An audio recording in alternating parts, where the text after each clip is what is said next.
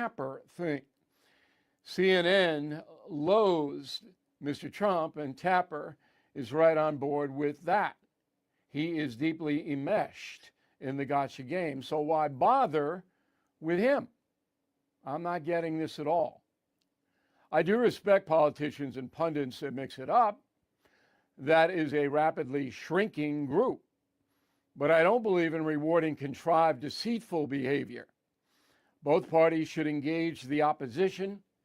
Just be smart and honest about your agenda. Back in a moment. Hey, I'll be straight with you. The government is not going to protect your health. You are. That's why I want to tell you about All Family Pharmacy out of Boca Raton, Florida. They work with licensed doctors and pharmacists to help you get prepared with emergency medications, even custom compounded prescriptions the big chains will not make. So please go to allfamilypharmacy.com/bill. Use code BILL10 for 10% off your entire order. Tell them O'Reilly sent you. That's allfamilypharmacy.com/bill, code BILL10. Don't wait. That is the Morning O'Reilly Update. More analysis later on. This hour, the Vic Porcelli Show, brought to you by Connor Roofing. You can count on Connor for all your roofing needs. Visit ConnorRoofing.com. That's CONNER Roofing.com. Vic Porcelli. Come on, you're Italian. You understand. Every day is a busy day all of a sudden. You talking to me? You talking to me? Tough and smart, and I love Italian, so, he's definitely Italian. At least I have this show to come and talk about it and let some stuff up. What kind of a show are you guys putting on here today? The Vic Porcelli Show. Good morning, freedom fighters. Good morning, Kenny Williams. Good morning, Vic Porcelli. Good Tuesday morning, everybody. It's Tuesday. I was going to remind you if you didn't know. Whatever your Monday schedule is, that's not today, okay? If you had off yesterday, fantastic. And if you did or if you didn't, here we are in a 4-day week. Right. 4-day week. I love 4-day weeks. I love no-day weeks. No, kidding. Love being here. All right, so Nick Schroer is going to be along in just a second. Governor Kehoe signed all the things that are going to be on the August primary, so we'll talk to Nick about that. I heard it on the X at 9:25.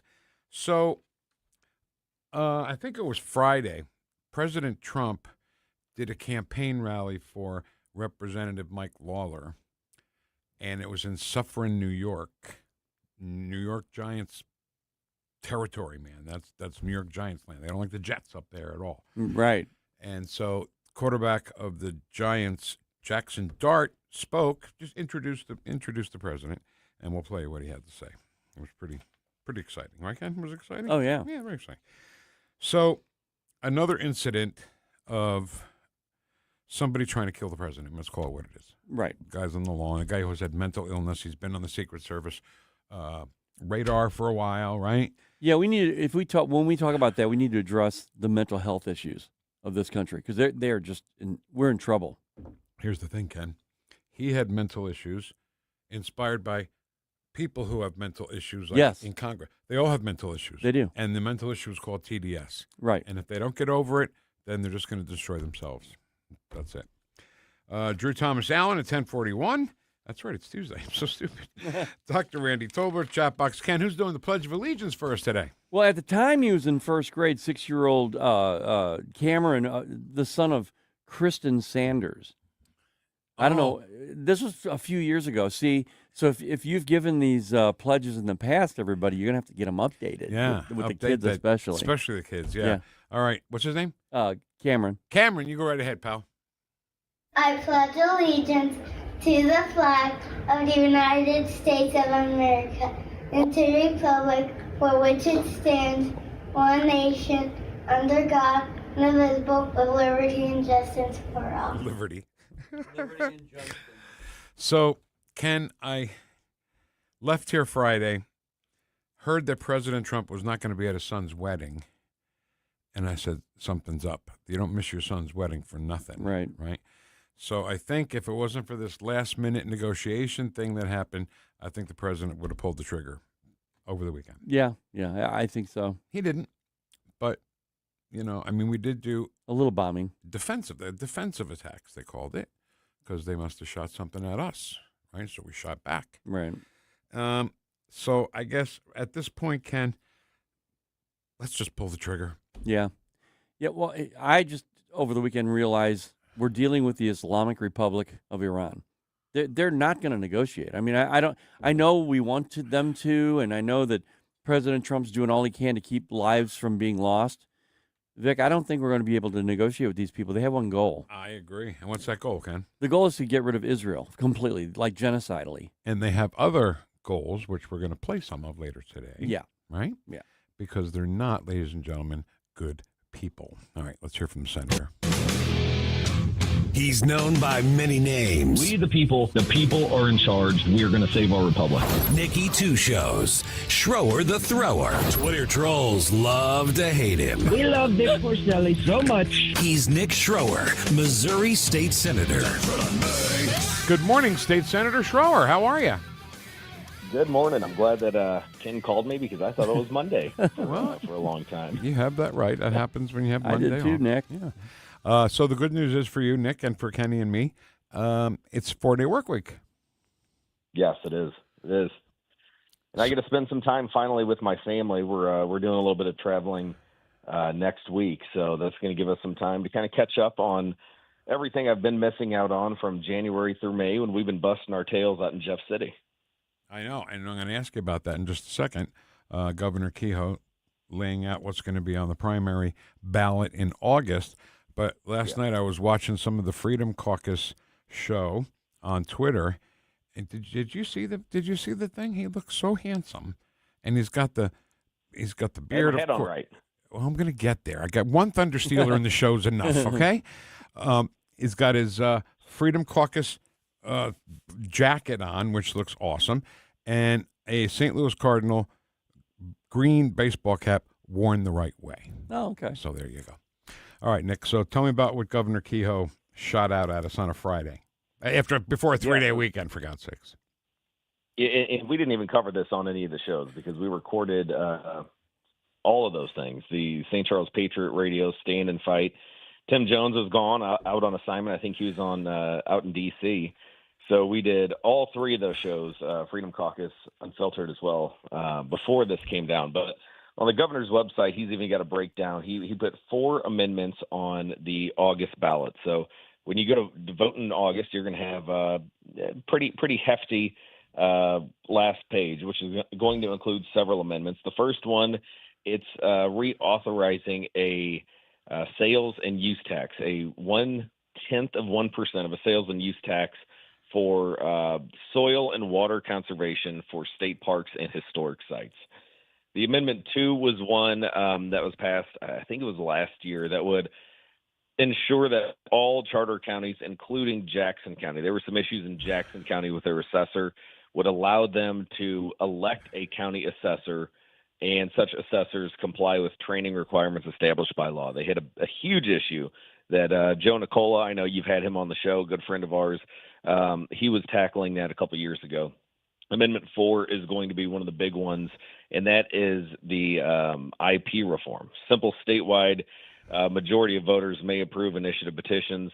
Right now, all it takes is 50% plus one, and you've got basically Kansas City and St. Louis coming out and approving things like marijuana, bingo, gambling, all of these things they're injecting into our ballot. This would require a majority of voters in each of the congressional districts to approve things going into our Constitution, not statutorily, but going into the Constitution. And then Amendment 5 is what we've been talking about with the tax cut plan, authorizing, and it's not a suspension of the Hancock Amendment. This lays out certain things that have to happen, certain things that cannot happen. And it also says that there's a windfall rule, and this is what I love. Nobody's even talking about this. There's a windfall rule that counties and municipal governments, if you're going to allow for an increase in sales tax by any way, the increase, every penny that they get above what they're getting now has to go to offsetting personal property tax. And that's going to be a huge one. If we can eliminate the income tax and personal property tax, which is all authorized within Amendment 5, this is going to be a huge win for taxpayers across the state. So for me, a simple thing is Amendment 4 is your IP reform, initiative petition reform. This was passed a couple of years ago or last year in that special session that we had. And Amendment 5 is the path to zero income tax. If you had to pick, Nick, between income tax... Picnic. You want to go on a picnic? If you had to pick... As long as it's in a picnic basket. Right.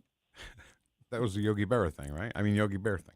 So if you had to pick between income tax and personal property tax, if you can't have both, which to you is more important to people who live in Missouri? That's. I think they're both egregious. I think being taxed on your labor and being taxed on your property, it's two different types of taxation, equally as painful. But I think ultimately, when you look at the income tax, to me, it's akin to slavery, and that's one that I said we have to get rid of this first, because we don't even see that money. We work our asses off, and then all of a sudden we get a paycheck saying, "Yeah, you would have had this amount," but the income tax taken out on the federal level, the income tax taken out on the state level, and then if we don't want to spend that money, we can keep it. If we and again, with Amendment 5, we have a path to eliminating both. So that's where I think this kills two birds with one stone. It gets us on a path. Governor Kehoe wants to see income tax on a path to zero within the next 5 years. And if we're going to expedite that, if we're going to put a lot of triggers on that to make sure that the income tax is going to zero within the next 5 years, those triggers are also going to impact the municipal levels as well. So this, to me, is a windfall for both taxpayers that are still working and have property. Like most of us talking on this phone call today, we're still hit by income tax. We're still hit by personal property tax. And I do know a lot of people who may not be working anymore, maybe a little elderly or disabled, and are saying, well, wait a second, personal property is more important to me. But I think ultimately this is a path that addresses both of those egregious forms of taxation, and hopefully we can get this thing done this next session. And Nick, I think that it's all important. I mean, you got the taxes, sure, and I always feel like when I'm paying personal property tax, I never really own my property. But the IP reform thing is so important too, because you never know what they're going to try and throw into our Constitution. I mean, we got our American Constitution is one big page. I mean, we've got this. Isn't it like a book for the Missouri Constitution now? Yeah, when you compare the U.S. Constitution, which outdates, and I think has many different things that are in there that are still so important today, that our founding fathers, 250 years ago, envisioned certain things. Like even you can apply AI, you can apply a lot of things that are happening today with the terminology that was used and the expressions that were used within our founding documents. But yeah, when you look at the size of that, our Missouri state constitution, because we've allowed people like George Soros and all of these left-wing groups that have billions of dollars, out-of-state groups that have never stepped foot in the state of Missouri, changing our rights, changing our constitution, just by getting 50% plus one, not of the registered voters, but who shows up on election day. Mm-hmm. And again, if you have something like marijuana or sports betting or abortion, abortion or Medicaid expansion, or minimum wage expansion, all of these things that have been funded by left-wing radical groups, they just get 50% plus one. They get St. Louis and Kansas City, and that's enough to win the day. And I don't think that and I think this is one of the things that legislators really stood up on and said, okay, enough is enough. We've got all of the other congressional districts in the state of Missouri that are not supporting this thing. And the two Democrat strongholds, we've got a supermajority Republican Party here. Every statewide official is a Republican, but somehow, some way, because of our weak initiative petition framework, we're allowing for St. Louis and Kansas City, the two Democrat strongholds, to inject things like abortion on demand, Obamacare expansion, minimum wage expansion, marijuana, gambling, all within our Constitution. So this is a simple fix to it, saying, look, if we want to change our Constitution, and there is a path to doing that, it's going to have a simple majority in all of our congressional districts. And a lot of these haters on the outside, the left-wing radicals that have been sitting back and, they know that they can't get their individuals elected into the Missouri Senate, into the Missouri House.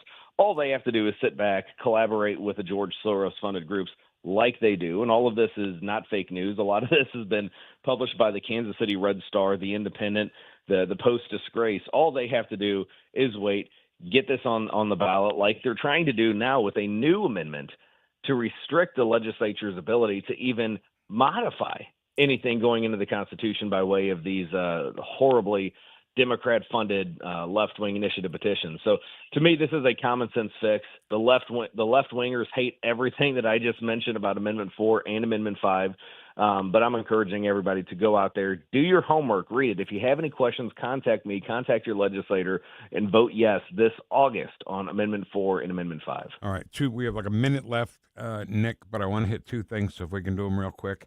The initiative petition reform, I think the wording that ends up on the ballot is something that needs to be looked at a little bit more stringently, and also what the people say in front of Walmart when they want you to sign something. I mean, I think that has to be reeled in. You can't say, hey, you want to sign a petition for women's health, and it's actually for abortion. You know what I'm saying?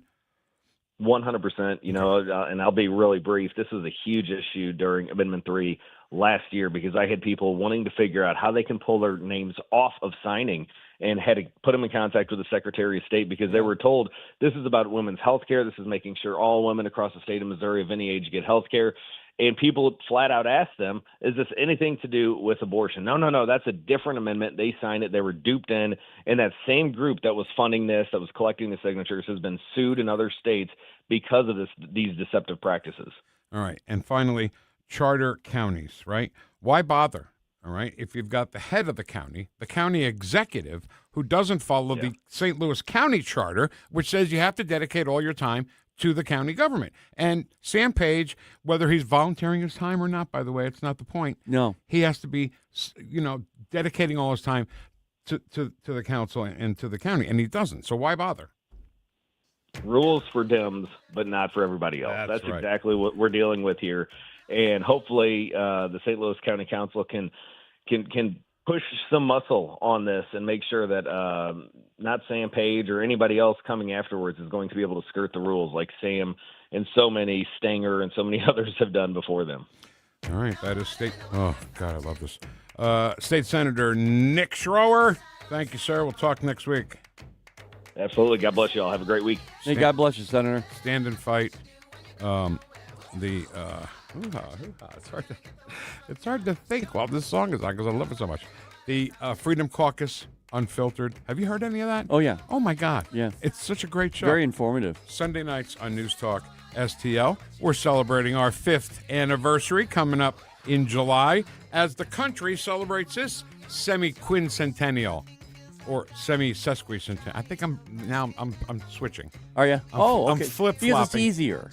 And Semi-quincentennial. Right. And if you follow each one, semi, half, quin, 5, right, centennial, 100 years. Right. So 250 years. Yeah. Okay. Heard It on the X is next.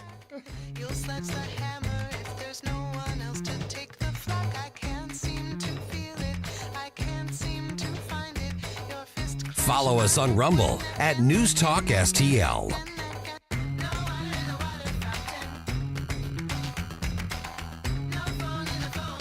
The Vic Porcelli Show. America is a nation that can be defined in a single word. I was in the foothills of the Himalayas with Xi Jinping. On News Talk STL. If you're considering an annuity as part of your retirement plan, we need to talk. Hi, I'm Bob Stockdale, Senior Vice President Investments with the ClearPath Wealth Management Group at Stifel and host of On the Money Saturday mornings at 9 on News Talk STL 1019. Annuities can be a useful tool for some retirement investors, but not all annuities are created equal. Every week, we meet clients who own complex annuities that don't suit their needs and, in some cases, actively undermine their retirement plan. Before you purchase an annuity, get a second opinion from the ClearPath Wealth Management Group at Stifel. Requesting a consultation is free of charge. To request a free consultation, contact us at clearpathinvesting.com. That's clearpathinvesting.com, or call us at 636-695-2650. That's clearpathinvesting.com or 636-695-2650. Stifel Nicholas and Company Incorporated, member NYSE and SIPC. The Herzog Foundation is the vision of its founder, Stanley Herzog, and it exists to promote quality Christ-centered K-12 education nationwide. Hi, this is Chris Stigall with the Herzog Foundation. We offer a wide variety of resources relevant to today's families, including a free online publication called The Lion. The lion is one of God's most majestic creatures, symbolizing strength and courage. Named for its attributes, the Lion publication carries articles covering a wide range of topics facing American families and culture, especially related to the education of children. The Lion can be found online at readlion.com. That's READ lion.com. Sign up for The Lion at readlion.com and find dozens of must-read articles published every day. Visit readlion.com and subscribe for the weekly and daily digests so you never miss an article. Readlion.com. That's readlion.com. News, analysis, opinion. Don't always agree, but in love listening to your radio station. This is tyrannical stuff they're doing. Elections have consequences. This is 101.9 and 94.1 News Talk STL.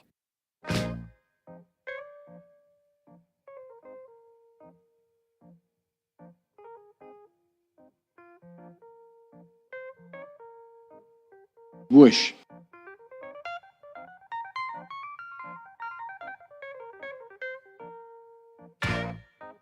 Talk lines are open now at 314-912-1019. The Vic Porcelli Show. Now go home and get your shine box. On News Talk STL.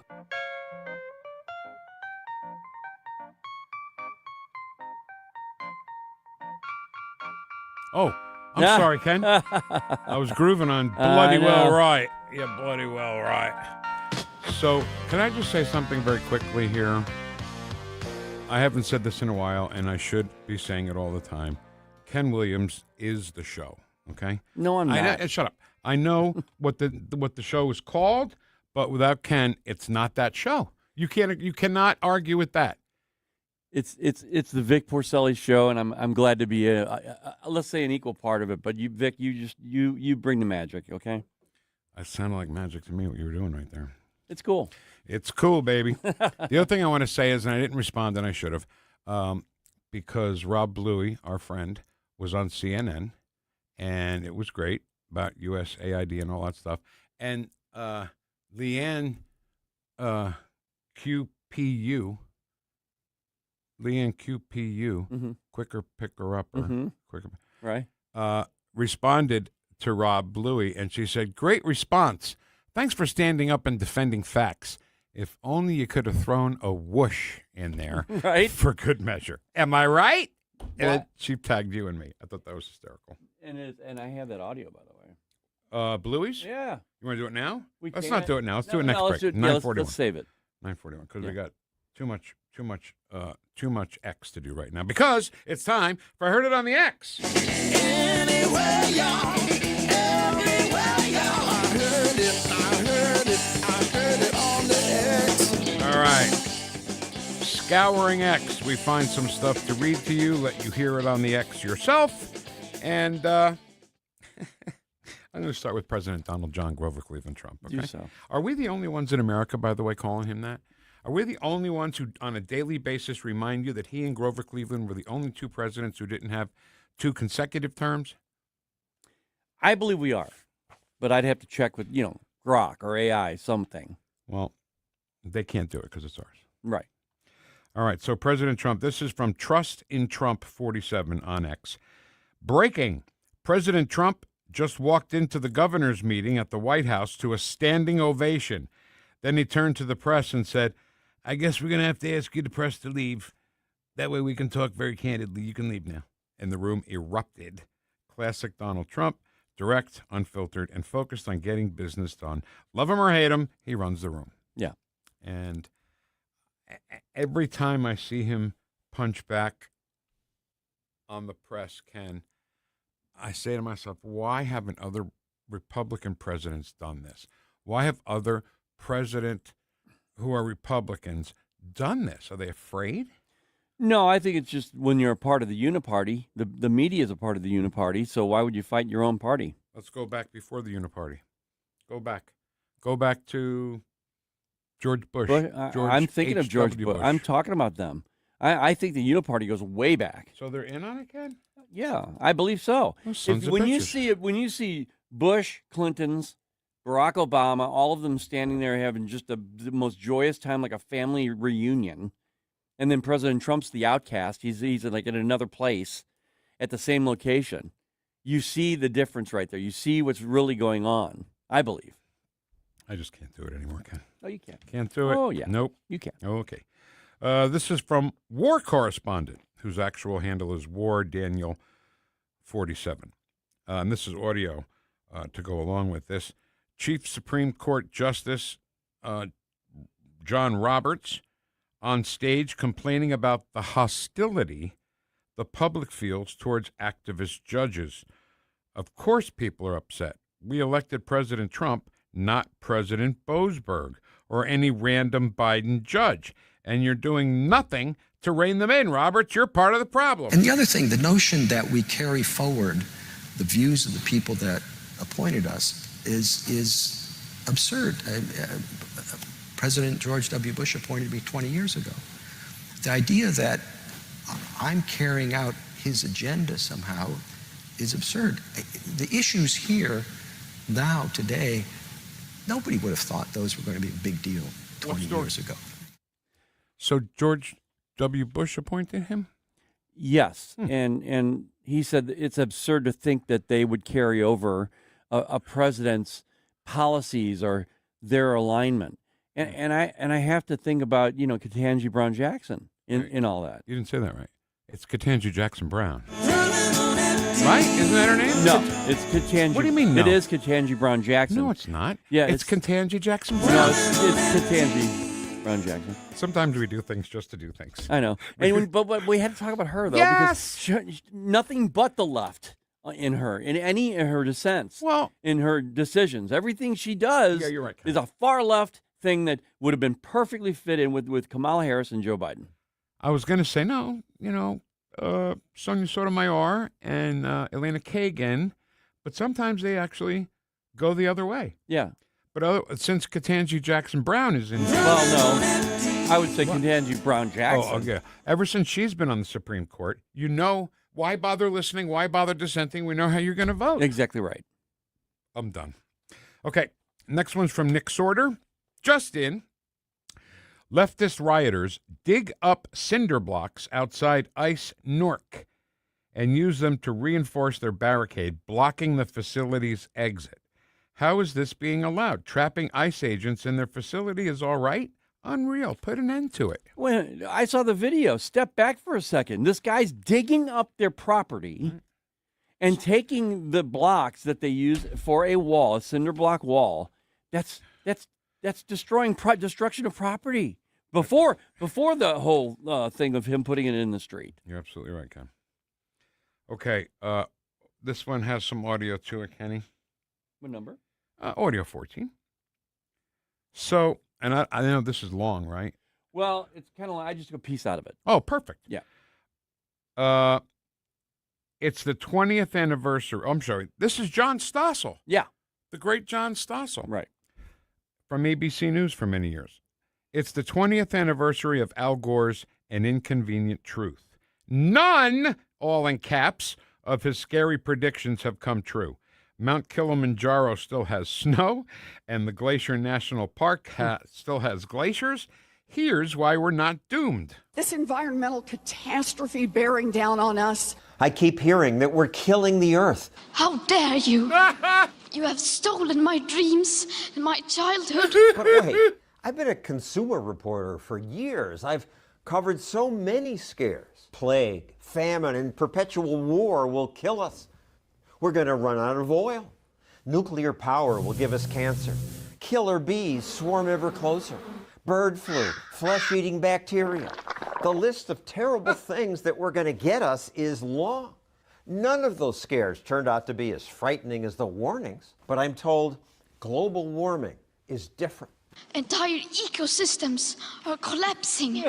We are in the beginning of a mass extinction. And when we had Gregory Wrightstone on, the conversation was just real simple. Yes, we are warming. The Earth is warming. It's cyclical, and it is warming, and we're benefiting from all that warmth. Absolutely, and he'll be all the first love to tell you. And I'm glad he heard me say, because he laughed when I said it, the guy that's the most vindicated in the United States right now is him. Yeah. The executive director of the CO2 Coalition. Yes. I was out last night, breathing in the oxygen from the tree. Me too, man. Giving some back. Yeah. You hate that, right? No, it's okay. I'm sure our listeners love it. What are you trying to say? In the microphone. What's the problem with that? Oh, that's great. I'm illustrating. Yeah, you are. Can I just say, too, what were we going to say? No, you were going to make fun of me. I don't want to deprive you of making fun. You're just illustrating, and I think it's right. You were exactly illustrating vocally what actually happened with oxygen and carbon dioxide. All right. So, right, there you go. Look, there's another there's no trees or leaves in here. Why don't we have, we need plants. Yeah, we need plants in here. I know. Yeah. Do you remember when people thought that people that loved their plants and talked to their plants were crazy? Right? I taught, yeah. How smart are they? Because when you talk, guess what? You're feeding it. CO2 comes out. You're feeding it. You're feeding the plant. That's cool. Oh my God, our plants in the back. We'll talk about that later. I'm so happy about our garden. And Greta Thunberg there, how dare you? She jumped off the climate change train, right? She's not doing that anymore. Yeah, she wasn't very dedicated. As soon as she started to see it go south, she's like, okay, I need to find another But grip. she was smart enough to do that. Yeah. These other idiots keep it going. Even now, after the proof that their climate change was a hoax. Right. She's been gone a while. Of course, now she's worse because now she's on Hamas's side and a big Jew hater. How dare you? No, How dare absolutely. you? Okay. Now there's, climate freezing. That was my movie. You know that, right? What? That we all do what Al Gore said, right? Yeah. We all drive electric cars. We get rid of all the carbon dioxide in the air, and then we all freeze to death. Yeah. When the Earth is just a ball of ice. Well, yeah. It's a very short movie. It's just a short film. Well, the global, I guess, heating up was not working, so now it's global freezing. So stupid. Okay, this one is from Drolone and DR145, Drolone Boy. Do need audio on this, Ken, 15, if it's not too long. Is it good? It's good. Okay. One of Marco Rubio's finest moments, testifying. Rand Paul is on the committee. He's asking Marco Rubio questions, and he says, we violated the Constitution, removed an elected official. Rubio said, we did not remove an elected official. We removed an unelected indicted drug trafficker. What it is, and let's vote on these things. But I think we're in violation of both the spirit and the law of the Constitution by bombing a capital, blockading a country, and removing elected officials. And we certainly wouldn't tolerate it, nor would I if someone did it to us. Well, we didn't remove an elected official. We removed someone who was not elected, and it was actually an indicted drug trafficker in the United States, and their system. Our laws, indicted under our laws. Look, Bolsonaro says that De Silva. Anyway, that's basically it. He goes on. When it was Fauci, look, Senator Paul, you don't know what you're talking about. That was different, okay, because he was right. This time, he's wrong. He was not an elected. You can't go to a communist country and say, oh, look, Vladimir Putin's been reelected for the 500th time. Right. Those aren't elections. That's you vote the right way or you disappear. How about just joining the party and becoming a part of America and sticking to, like being a Republican? If you're going to be a Republican, everybody stick together. I'm tired of this fragmentation of that party. Me too. All right. And finally, this is a two-parter, okay? One from ABC7 in Chicago, and then the response to that by Ari Fleischer. You remember Ari Fleischer? Oh, yeah. He was press secretary for W, I think, right? And ABC7 Chicago said, study reveals chemical in McDonald's French fries may be a cure for baldness. And Ari Fleischer replied, it doesn't work. Anywhere, y'all. Everywhere, y'all. I heard it on the air. Isn't that kind of scary that you have a product that you're eating and it's supposed to be just a potato and it ends up curing baldness. It explains my beautiful hair, doesn't it? Oh, sure. You're bloody well right there, Ken Williams. You're bloody well right. Yeah. So President Trump did a campaign rally for Representative Mike Lawler from New York. It was in Suffern, New York. And the New York Giants quarterback was there and made some cool comments. Oh, good. Let's hear that next on 101.9 and 94.1 News Talk STL, celebrating our 5th anniversary in this, the semi-quincentennial year of the United States of America, Ken Williams. Thank you. Whoosh.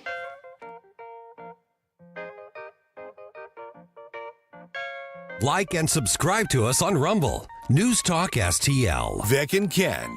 Vic smokes cigarettes. Ken smokes briskets. The Vic Porcelli Show on 101.9 and 94.1 News Talk STL. See what I mean? Ken's the show. All right, let's talk about let's talk about Serenity Wealth Management with Chris Cooper. Connor's coming up later. I got my stuff out of order there. Sorry. It's all right. So Chris Cooper, I get to go see Chris Cooper today and Stacy up at their office because I'm so honored that they asked me to be part of their 100th show. 100? Yeah. Is anybody keeping count? Make sure that's accurate. I remember when Chris came into us and on the air said, "Hey, guess what? We got a show coming up for the first time." That was 100 shows ago? Yeah. Oh. So when you listen to the show, you find out about what to do with your money. Not what to do. He won't tell you what to do anything, okay? He's going to say, here's what you want to do. Here's what you don't want to do. In the sense of that you don't want to leave in your will your fortune to the government. Yeah. No. Through taxes. Or the medical or care community. God bless them. They do great work. Very expensive, right? Right. And you do want to leave your money to your kids or the charity of your choice. See, that's what he helps you do. He wants you to find tax-efficient solutions so that you can have the retirement that you deserve. And Vic, recently I was talking to Chris about the stock market. And if you've got questions about the stock market, just talk to Chris, and you may want to get involved in it. Well, Chris is there to help you with that as well. I mean, this thing's going to go. And if you think it's up now, it's going to go. And you should probably get involved. You should probably get in on it now. He's got some books for you to read. The Business Owner's Playbook for Financial Clarity. You get that at serenitynowbiz.com. And his books called The New Holistic Retirement and Tax-Free Strategies for Long-Term Care. Did I mention those books are free? They are. And you can get them at serenitynowtax.com. Serenity Now with Chris Cooper. Investment advice offered through Fortis Capital Advisors. Serenity Now! On the next, Larry Connor's USA.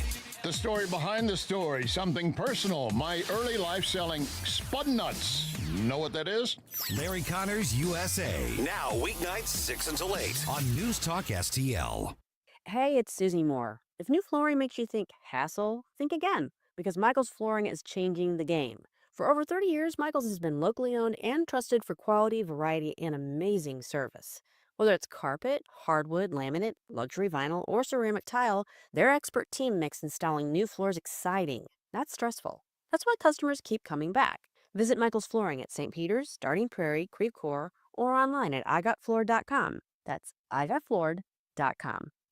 Concerned about the condition of your windows driving up your energy bills? I was too. It's only called STL Windows and Doors. Call today for your free in-home estimate and start saving tomorrow. 314-277-5952 or stlwindowsanddoors.com. This hour, the Vic Porcelli Show, brought to you by Connor Roofing. You can count on Connor for all your roofing needs. Visit ConnorRoofing.com. That's CONNER roofing.com.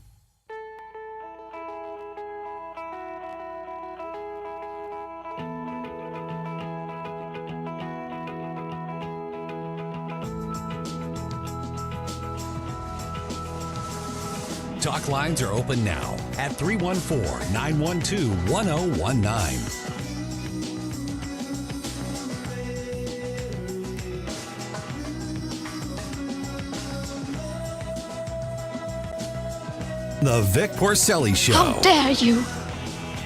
Made in St. Louis for St. Louis. It's News Talk STL.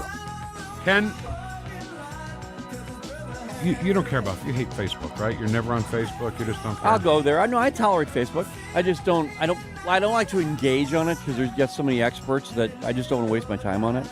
If you go to Facebook and look up my page, just Vic Porcelli, nothing radio station, nothing business about it, and you look through the past 3 days, Saturday, Sunday, and yesterday, I didn't even put up Jessica's amazing chicken caprese, which I will, but it was nothing but editorial cartoons about Memorial Day. Yeah. And Branco hit the best.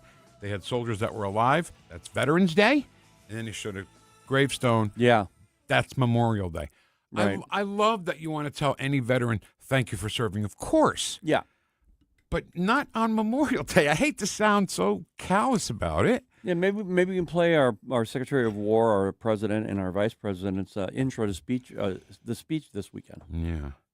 And, you know, June, we've stolen June from the gay community, whatever they call themselves. And June is no longer Pride Month. June is Veterans Month. Yes. And we will do, which is a big undertaking. Again, Ken's the guy. We will do a Vic for Vets every single day in June. Yes. And that's how we want to thank them. Now, getting back to what I was going to say about Facebook. The memories, if you hit memories, you can see all the posts that you did on that day. See, that's the part of Facebook that I really like. Yeah. It's the family stuff, the things about history and all that. I love that Facebook for that. I think they do a great job with that. One of the days, either Saturday, Sunday, or Monday, was an anniversary of a day that I put on Facebook, something about Sonia Dada, because I saw a picture of Paris Delane. And I put it up, and I said, and I tagged them. I cheated a little bit. I tagged them, and I said, Paris, I saw this, and it made me think of you, you know. And I said, I love you, my brother. He goes, love you too, bro. I'm sure he said it in his deep voice. But you had to imagine that, yeah. He was my friend. Yeah. He wasn't just a deep voice singer in Sonia Dada. He was my friend. I wasn't that close to him, but when they would play, he was a really big man. And when we would go up on stage and he would come up to me, what's going on, man? He put his arm around me. I get lost. And that contrast between you and him, he was just a great guy. And now he's dead. And no Sonia Dada reunion. All right, so whatever. Okay, so President Trump was campaigning for Mike Lawler, who was a Republican representative from New York. It was in Suffern, New York, which is kind of upstate New York, where they're all Giants fans. Everybody there, they don't like the Jets in Suffern, New York. They like the Giants. Right. And President Trump was going to speak, and Giants quarterback Jackson Dart, cool name, right? Yeah. Spoke to the crowd and actually introduced the president, and it was really weird how he really got the crowd going. Listen to this. All hail the New York Giants! Isn't that him? Isn't that Jackson Dart? I don't think that was the king of the lemurs, wasn't it? I think it was. Can you play it again? Can you just play it again? Because I love it. Madagascar. I love it so much. All hail the New York Giants! All the lemurs in the crowd, New York Giants! So in case you don't know, that's from Madagascar, the movie Madagascar, which is great. And the 4 animals from the zoo, I forget how they ended up in Madagascar, but there they were. And they're being questioned by the king lemur, and the king lemur's second in command there. And he says, where are you Giants from? And he goes, well, we're from New York, and the king lemur does the timeout sign, and there's like 2 seconds of silence. All hail the New York Giants. When I saw that in the theaters, when I took my girls to see it, Ken, I laughed so loud, I'm sure people missed the next line, whatever the next line was, because I thought it was awesome. So that wasn't Jackson Dart, is that what you're saying? No. All right, let's hear what he actually did say. What an honor, what a privilege it is to be here. And without further ado, I'm grateful, I'm honored, I'm pleasured to introduce the 45th and 47th President of the United States of America, President Donald J. Trump. So, all hail the New York Giants! Clearly, as a conservative and a Trump fan, or he wouldn't have done it. No. Because he had to know he'd get backlash from the rest of the league, which he is. But screw that. Screw that, Ken! I am so over that. You know what? People, well, here, I'll give you an example. This weekend, I had over 50 people at my house. I mean, we had a big, huge graduation party for my daughter and her soon-to-be, I think, hopefully, fiance. Okay. Well. And we were talking, and someone brought something up, and they looked at me, and I guess they wanted to engage me. And I said, no, screw that. I'm a huge Trump fan. And they're like, really? And then another person stepped up because of what I said and said, yeah, I am too. And then a person on the deck from up in the yard said, yep, I'm a big Trump fan. This is It great. was emboldening people. When you do it, people are like, oh, they're whispering. Well, yeah, I'm kind of a Trump fan. No. Say it out loud. I am a huge I am a fan of the Trump policies that he is trying to put in place for the American people, common sense conservative values. And when I explain it, and then the person kind of just like shriveled, I guess for lack of a better word, to their stance on what was going on, because everybody else was like unapologetically supporting the president and these policies. So you had 50 people at your house? Off and on throughout the day, yeah. We figured it out to be about 50 people. I haven't had 50 people at my house the whole time I've lived there. I don't want anybody at my house. It was so fun, Vic. I don't want to go out to anybody else's house. I just want to sit home on the couch with my wife and watch stuff on TV. We tried to make 3 different places in the backyard, so different people could just have conversations and So stuff. you had And we your played conservative games. section, your No, liberal just sec- people. Just Oh, okay. they could just they gravitated to each other. Got it. Like you'd sit there and then people would walk up, and then we were playing games. We were playing cornhole and all that stuff. It was fun. Yeah. Do you know there's a professional cornhole league? That's what I heard. There's a professional pickleball league? We gotta I stop heard that it. too. We got to stop this crap. Mm-mm. Oh, you like it? I like the idea. Okay. Yeah, Well, go join up. I want to. See if you can get drafted into the Pickleball. cornhole or pickleball. You play pickleball? Not yet, but I want to. Caddy and I want to. Okay. Got to do something, man. How long you been Get- liberal? get- I can't remember how long. I haven't. Oh, I thought you were. Okay.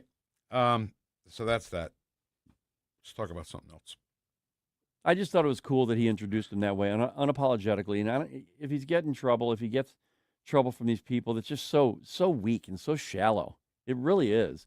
You mean in this country we cannot support one person or another because it might be too much for somebody to handle? Oh, I'm sorry. Too bad. Yeah. And, all hail the New York Giants. That's all I got Exactly to right. say. That's all you can say. What else you can say? All hail the New York Giants! Ken, him saying that was great. And now, as I've listened to it 1,000 times in the last 48 hours, I think the funnier part is the crowd going, New York Giants. Yeah. Because they're not yelling for the football team. They're yelling for these big animals Giants. that are bigger than they're right. The Giants, right? Where are you Giants from? All right. So can we hear Rob Bluey? Yeah. Who used to like us and now he doesn't like us anymore? Because I didn't hear one whoosh in this thing that he did, number 8. Rob Bluey on CNN. Now, here we go, Ken. Here we go. The Ebola outbreak. Yeah. People are dying. People have died. Okay. This is what they do. This is their go-to. Hit the fields, man. People are dying. So what? So they can't go out and vote, or they'll pass along the Ebola virus to everybody else. Yep. So let's have mail-in, creating maybe 15, 20 million different votes that were never there. Nobody sees this. No, nobody calls this out. Oh, they know. People know. So let me ask you this. Can I finish the cut? No. Okay. People are dying. People have died because of the actions taken by a very small few people in the government. Let Rob get a word. What she's talking about is because the NGOs, because of USAID being gone, she's saying that, well, those NGOs, they were helping millions of people, and now there are people dying because you got rid of the NGOs. Can I hear it again? Yeah. People are dying. People have died because of the actions taken by a very small few people in the government. That's not what she said. She said people are dying because of actions being taken by a couple of people in the U.S. government. Yeah. Couple of people. Guess who those couple of people? Of course. Yeah.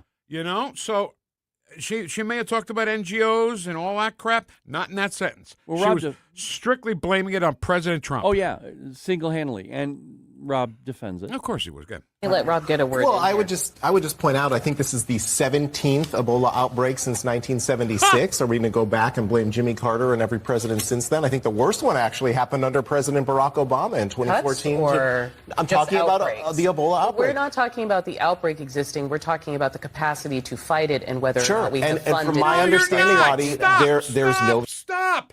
She's not talking about the outbreak. Yes, she is. She said people are died because of two people in the United States government. Right. That's not talking about how you prevent it. That's talking about you blaming Donald Trump for something that's happening in Africa. That's been happening since the 70s. I can't do this. Go. Vaccine for this particular strain. The pharmaceutical companies are working on that, but just like we experienced in our own case here in the United States during COVID, it's going to take 6 to 9 months for that to go through the process. So I'm not sure that even if there was the USAID funding, that would have solved the question about a vaccine, which is ultimately what you're going to need to contain this in. Well, I'm going to play one thing. What people on the left want, Vic, is simple. They want a free flow of American taxpayer dollars to go into their pockets. I mean, yes, it's got to go through the NGOs, then to the lobbyists, then it moves around to different places, and it ends up in the pockets of the Democrats, okay? This is what's happening. This is why they're pissed off that the NGOs are no longer here. You know, Ken, it's almost like the mafia kick up to the Don. It's what it is. Right?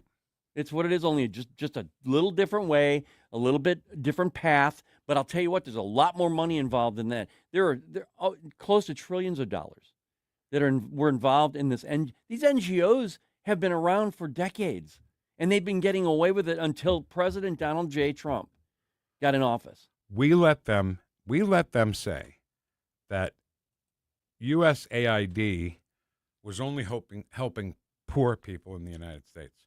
That's the left's take on it. Yes. Well, I would say go a little farther than that, because they would say USAID helps people around the world. That every dollar that you put in that USAID goes right to the causes, the water supplies that they need, medical benefits for people around the world. And then we find out there are thousands of non-government organizations. None of these people with USAID were elected, Vic. I know. They had the opportunity, hey, I want to choose that NGO to give all this money to. And they did it. Free flow. I know Ken very well, of course. We've worked very, very closely in the last 5 years. And I know his faces. I know when he's making fun. I know when he's aggravated, he needs the blood pressure cuff. I know everything about you just by your face. So I hope you're watching the stream. Can I just do a little bit of Madagascar here? Yeah. From my computer over here? Yeah. Can we just do that? Because it was suggested by Duke. Oh, yeah. Because you got to move it, right? Move it. Come on, where's the move it? Good suggestion, Duke. Don't they say move it? I don't know.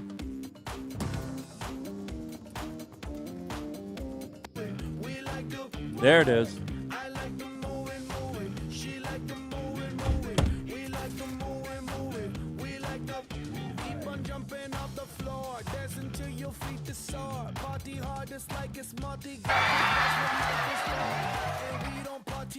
All hail the New York Giants! 30 Christmases in this house, and we have the traditions that most families have. That's Terry talking about her experience with Rhino Shield ceramic coating. We did Rhino Shield 14 years ago, and the house still looks the same as the first day. Rhino Shield really worked with me to help me get just the right nice soft yellow, and it's 14 years later, and it's the same color. The main reason Terry called Rhino Shield is because it's backed by its 25-year transferable warranty. It just sounded wonderful that we could have the house coated with Rhino Shield and not have to worry about it again for 25 years. Take it from Terry. Give Rhino Shield a call now for a free evaluation. 877-25-RHINO. 877-25-RHINO. Or visit 877-25rhino.com. There have been neighbors that have come by and said, "Did you just have your house painted?" Because they wanted to know who the contractor was. And I said, "No, it's actually Rhino Shield." 877-25rhino.com. I'm Dr. TJ, owner of the Institute of Natural Health, co-owner of Optimal Nutraceuticals, and the host of Wellness One. Wellness One is designed to cut through the nonsense and provide you common-sense science-based information regarding health and wellness. On the show, we discuss topics like thyroid health, gut health, hormone optimization, and many others. Our show airs Saturdays at 10 a.m. and 2 p.m. and Sundays at 11 a.m. and 3 p.m. right here on NewstalkSTL. And you can visit us at inhstl.com. That's inhstl.com. KLGY HD3 Clayton, K270BW Bellefonte, KNBS Bowling Green. This is News Talk STL at 1019, 94.1, and always streaming at NewstalkSTL.com. From Town Hall, Amit Thomason. It is another test of President Trump's political pull among Republican voters. U.S. Senator John Cornyn facing a challenge from Texas State Attorney General Ken Paxton in today's GOP primary runoff. Paxton has been endorsed by President Trump, Cornyn hoping for a fifth term in the Senate. An Alabama redistricting plan temporarily put on hold by a federal court. The plan to use a redrawn congressional map, it could help Republicans pick up an additional seat in the midterm elections. Secretary of State Rubio says U.S.-Iran negotiations continue even as the U.S. military hit Iran once again. The attacks on missile launch site boats placing mines come even as President Donald Trump said on social media that negotiations were proceeding nicely. Earlier, Trump said any agreement to end the Iran war should include a requirement for several additional countries, including Saudi Arabia and Pakistan, to join the Abraham Accords. That's the U.S. brokered agreements from Trump's first term aimed at normalizing relations with Israel. Further details were not immediately available. Kaya Panjwani, Washington. Some people forced from their homes by a leaking chemical storage tank in Orange County, Southern California, being allowed to return home. There was no contamination. There were no fumes. There were no vapors that came from this incident. There was no leak. So you should feel comfortable going home, even if you're across the street from that new zone line. Orange County's Health Director Regina Chinzio-Kwong. President Trump goes to the doctor today. It's his annual physical and dental exam to take place at Walter Reed National Military Medical Center. On Wall Street this morning, stocks are mixed. The Dow is down about 29 points. The Nasdaq trading 350 points higher, and the S&P is up 62 points. More on these stories, townhall.com. Hey, I'm Kirk Cameron. Is health insurance eating up your budget for 2026? If you're looking for ways to better steward your finances, consider this: Christian Healthcare Ministries. It's a health insurance alternative at half the cost. Join CHM today by visiting chministries.org/wellness. While insurance companies tell you when to join, what to pay, and where to go, CHM is different. As a ministry, CHM allows you to share the burden of medical bills with other Christians. You can enroll, switch programs, or leave at any time.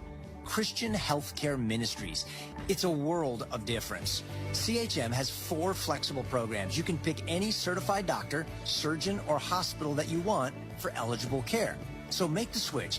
Take your paycheck back from health insurance this year. Join CHM today by visiting chministries.org/wellness. That's chministries.org/wellness.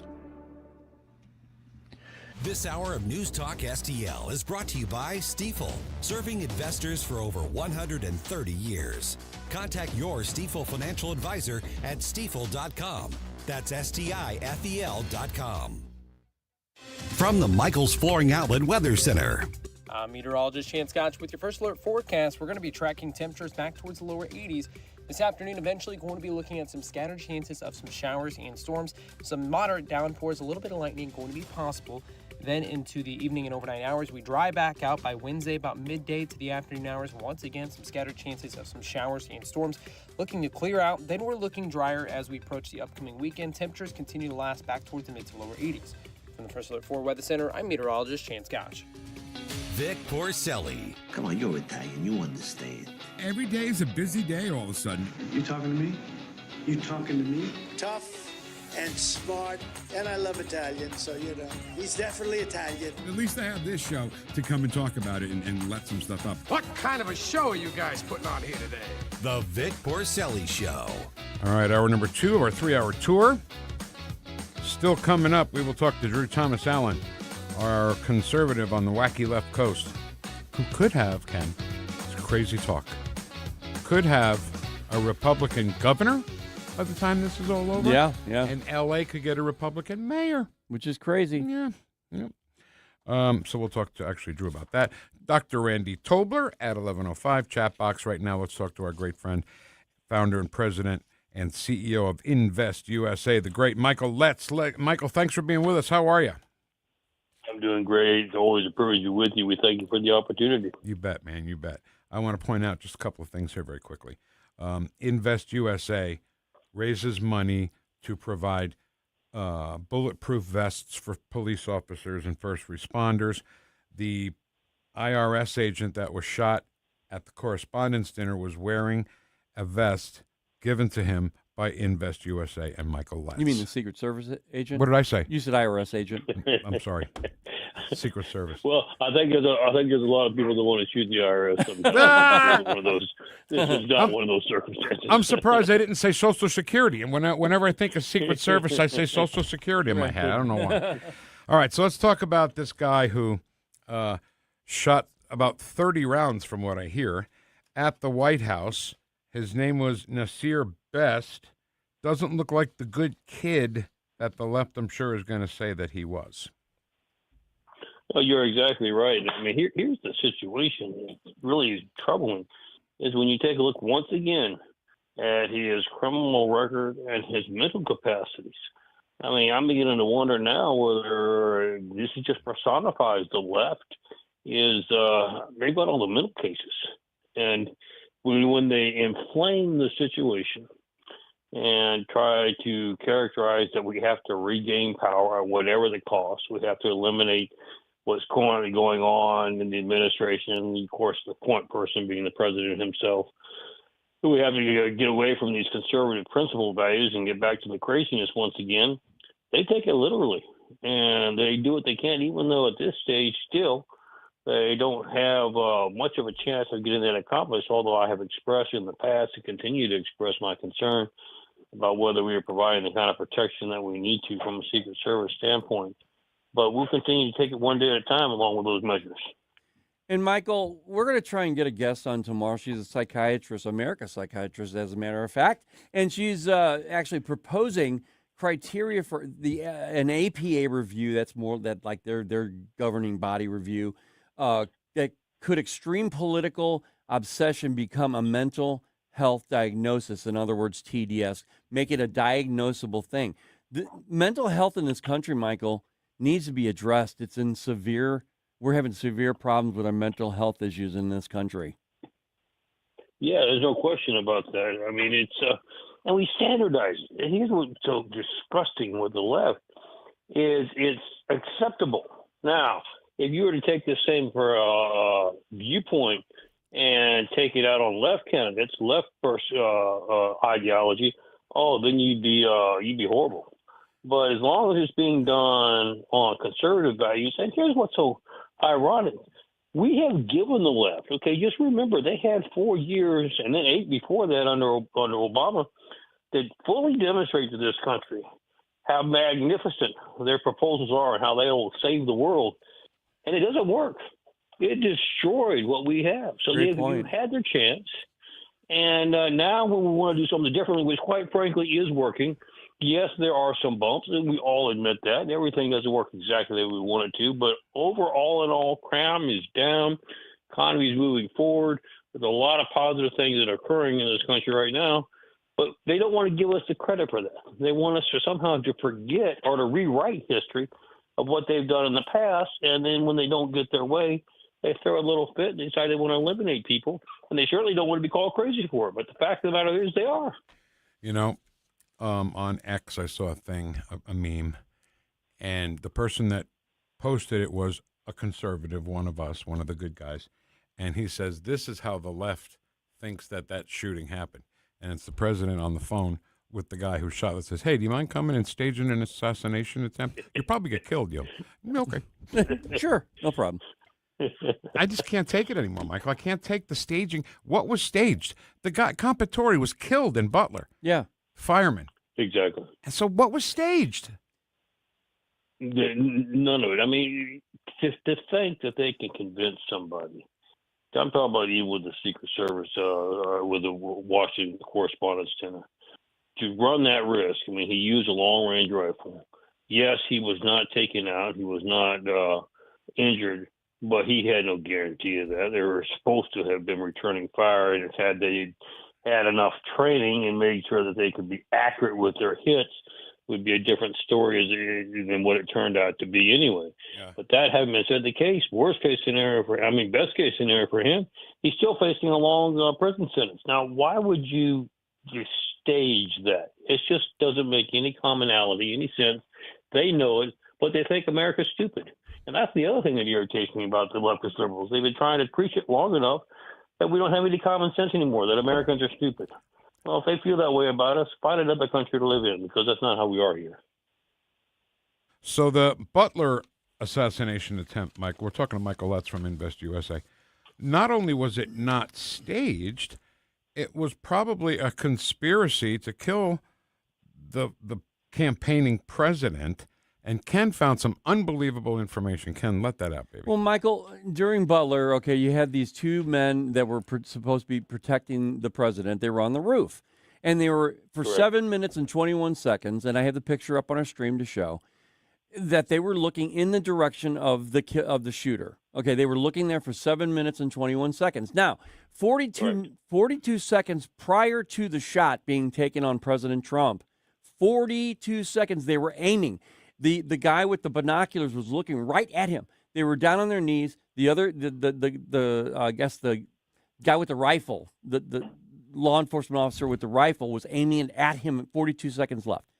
They waited and waited and waited until the shot was taken to make sure that the shot was taken, I think, and then they shot and killed him immediately. Planned to kill Trump, I swear to God.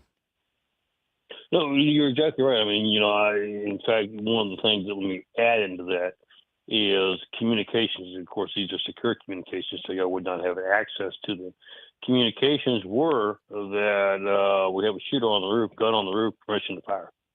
And, permission was not granted. Yeah, and this guy was... After the shot was taken. This guy was outside the so-called perimeter, which was 450 feet away. I would think, so Ronald Reagan came to my town in New Jersey when he was president, and you couldn't get blocks, I mean city blocks, near that place in a car. Yeah. So, and that was 1983 or 4. And then, Michael, in this particular incident in Butler, the police officers actually saw him climbing the building. That's number one. They actually went up there and saw him and pulled back down, I guess, for whatever reason. He supposedly had a drone of some sort prior to the event, flying it around. I mean, it was pretty bad for this guy to be able to get away with all this stuff and nothing, and doing it all by himself. Well, and that's why we've made the statement since day one. You could not have accomplished this without inside information, inside help. Impossible.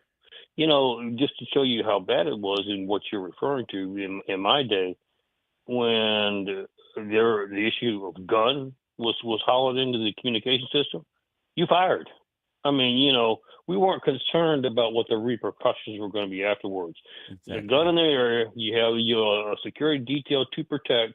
Your job, your responsibility is to eliminate the threat, period. We don't have to think about it, no second thought.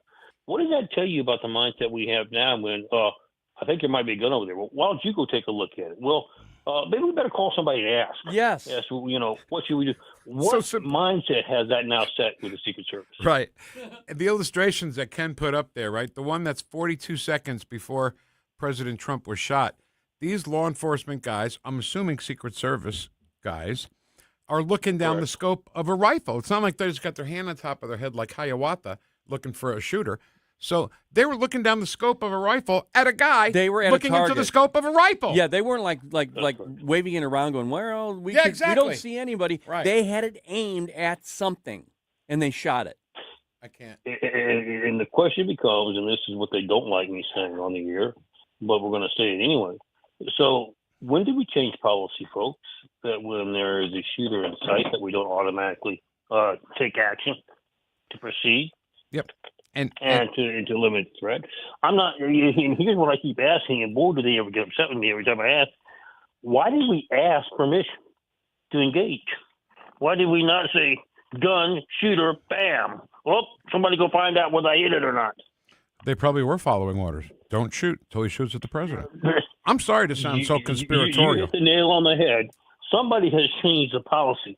And so I ask these questions, and we're still fighting to get answers. Was this a change of policy for an event, or is this change of policy that we have now? Period. And for those who are wondering, if it is, what kind of protection do we have for the president and any president from this point on? Exactly right. And for anybody who's thinking, well, why are you guys talking about this now? This happened back then. They're still investigating this. This isn't over. This Butler incident, the Mar-a-Lago incident, even the Correspondents' Dinner incident, they're still investigating to find out what the hell's going on and what we need to do to make the Secret Service a better operation. Exactly. One of the things that I have raised is, and they get very upset with me when I say this as well, you do not have time to think when you're engaged in these situations. You respond based on your training. So what are we teaching these boys now? Excuse me, boys and girls. What are we teaching them? How much training are we giving them? And is it an automatic reaction? Or have we deliberately changed the training schedules, trained the policies and mode of operations so that we're not providing the kind of protection that's necessary for our commander-in-chief? All right. We're talking to Michael Letts from Invest USA. I got a couple of things. One is just a weird, stupid analogy when it comes to reaction and thinking, okay?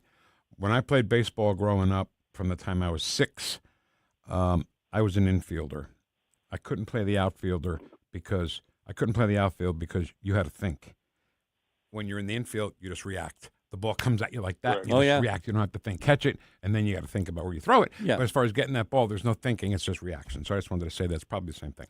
Now, the Correspondents' Dinner. You said we talked about the Secret Service. Ken, you brought up Butler. You brought up Mar-a-Lago, all that. That was the old Secret Service, and now the new Secret Service is just as bad as the old Secret Service. There's something going on, Michael. Well, I did work with the Secret Service with Reagan. Okay, I can tell you the difference is startling on protocol and on training and on dynamics. It has changed drastically. And just take a look at everything we're discussing during this segment. It obviously hasn't changed for the better, has it? No, it has not. And we had a guy who just now shot up the place in front of the White House while President Trump was in the Oval Office, or at least in the building. And right. I don't. Then you have an argument now that they still don't want to put that, I guess, whatever it is to protect the president underneath the ballroom. And I think that's an argument for that, a case for that to happen now. It is, very much so. I find it interesting how they're trying to take such great lengths to say, let's make sure that we don't want to pay for that. We don't need to do that. We don't need to provide that kind of protection. Yet in the very same statement, oh, you want to spend another $1 billion on some false Medicaid patients? Sure. Yeah. Well, I'll sign a check this afternoon. What has happened to statesmanship in this country? Folks, it doesn't give us a warm and fuzzy feeling about the people who are running this country. And I firmly believe this, gentlemen. I believe it's time to clean house. I mean, I realize you may lose some good people at the same time, but it's time to start over again. I don't think you get too many arguments from our side of the fence. No, not at all. So this is another stupid analogy, okay, but it just jumped into my head. The movie War Games, the weekend that premiered in theaters, Ronald Reagan saw it in the movie room in the White House, whatever. Correct. And he loved the movie, but he said, hey, wait a minute. Can somebody do this? Can a kid get into NORAD?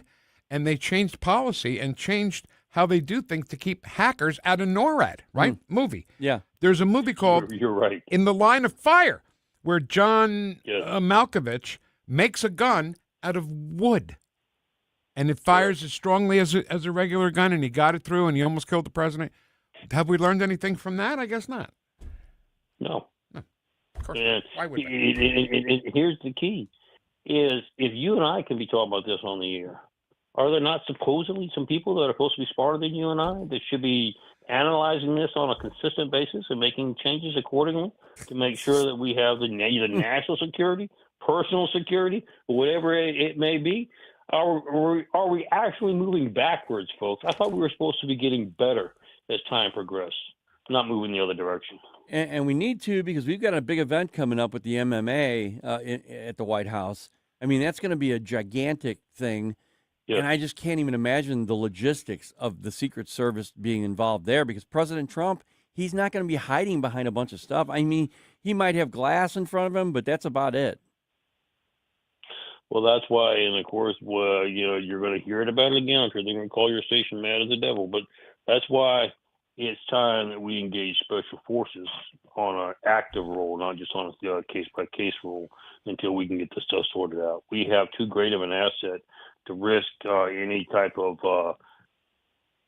bad situation that could have been averted. And special forces, one thing they're known for is, we don't do an awful lot of missions, but the ones we do, we succeed. And the reason why is because we train 24/7, day in and day out, to make sure that when it gets to that point, it's just like clockwork. Okay, I definitely want to get to the bystander that was shot in this incident over the weekend. But when you say clean house, could you mean and would you mean Secret Service top on your list? Yes.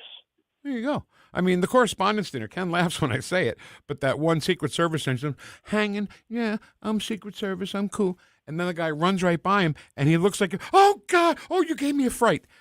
Not the way a Secret Service agent should react, Michael. Well, yeah, first of all, he was looking the wrong direction. Right. Have I said that? Michael, Vic said this every time. Oh, my God, I can't. Yeah. I can't. Well, when you're on a security detail, your job is security. Is not to check out the people that are there, okay? He was hitting on the babes. Yeah, I stress. Yeah, your purpose is strictly, that's what you're paid for, okay? And that's what you should be doing. And obviously that wasn't the case, even with the dog kind of like, oh, did the dog see something? Why didn't you turn him loose? Have I said that or not? Vic said that exact same thing, Michael. He said, what about the dog that was telling the guy, hey, he's behind the door. He's behind the door. He's behind the door. And nothing happened. And we've heard this so much. But also, those three women that were a part of the Secret Service, they literally just ran away. I mean, they didn't even do anything. They ran. They heard the shots, and you can see the video of them just taking off. They ran away. Hate Trump. They hate Trump. And then when they decided that we better draw and return fire, my goodness, I'm surprised there weren't more people hurt. Because, All right, so let's talk about the thing over the weekend. We're actually past time, Michael, but we give you more time because Ken says it's okay, right? Yeah. Okay. The secret. Well, the bystander that was struck by gunfire when the guy fired at the White House. Do we know if that bullet came from the assailant or Secret Service? Still being evaluated. And what that tells me is that's probably not a good sign. I can't drive to D.C. and say clean house. I can't do it. You can do it, Michael. You do it.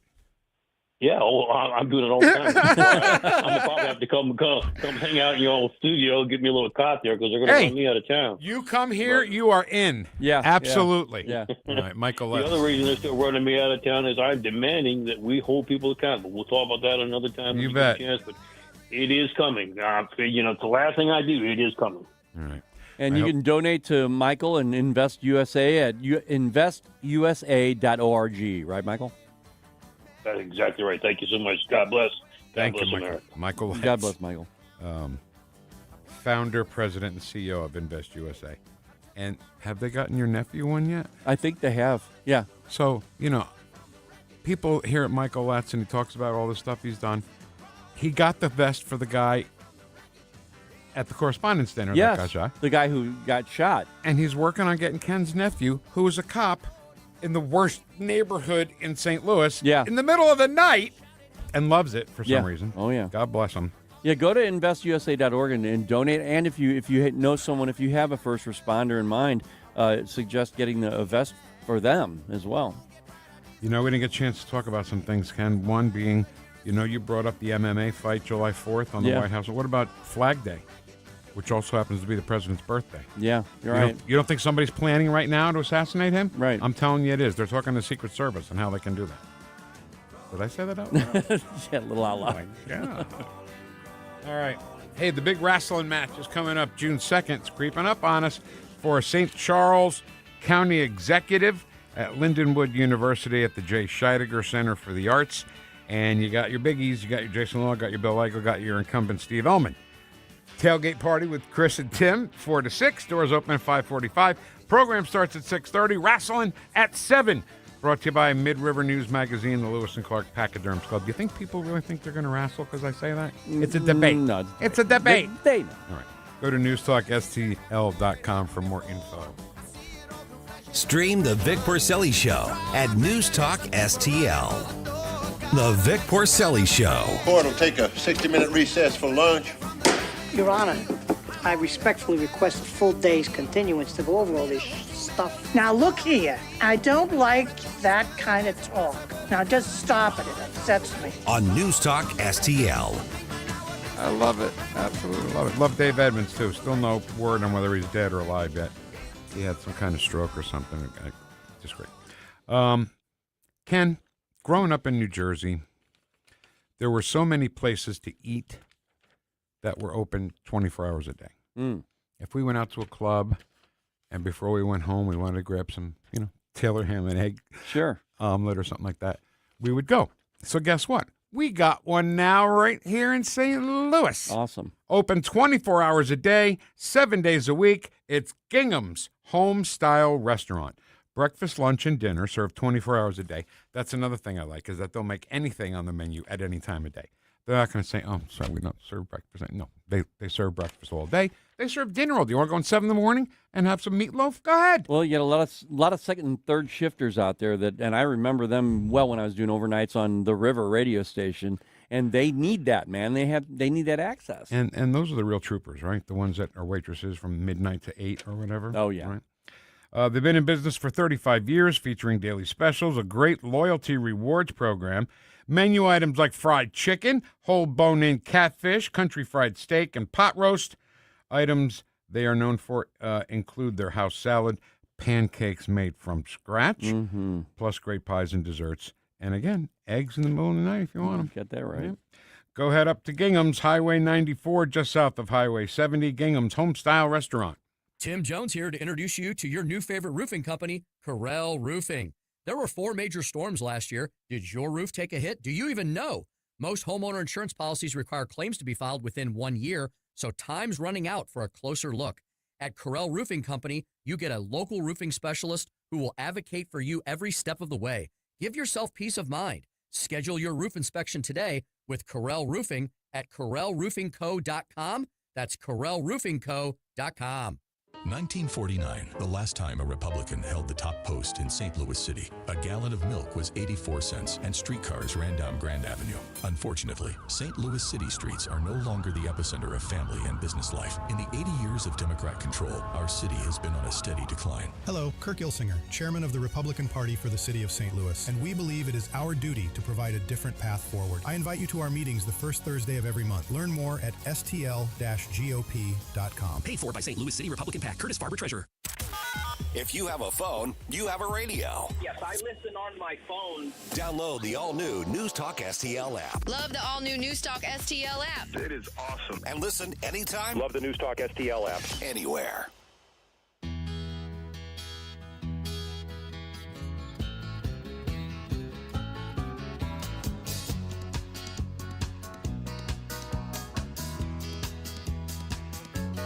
When I think back on all the crap I learned in high school. Talk lines are open now at 314-912-1019.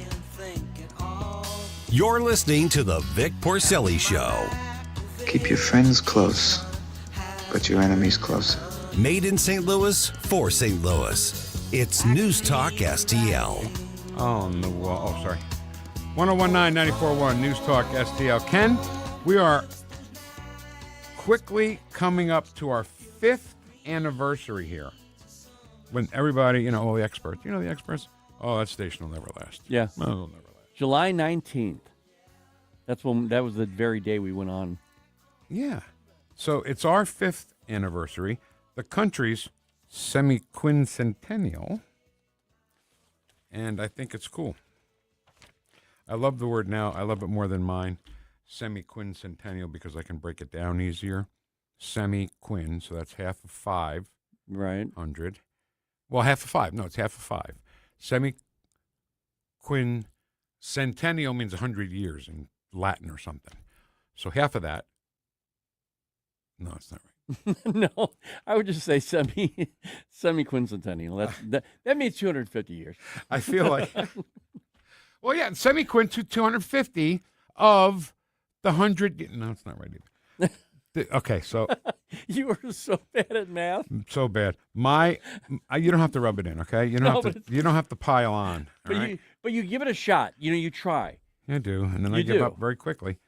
Have you ever seen the movie The Bingo Long Traveling All-Stars and Motor Kings? It happens to be my favorite baseball movie.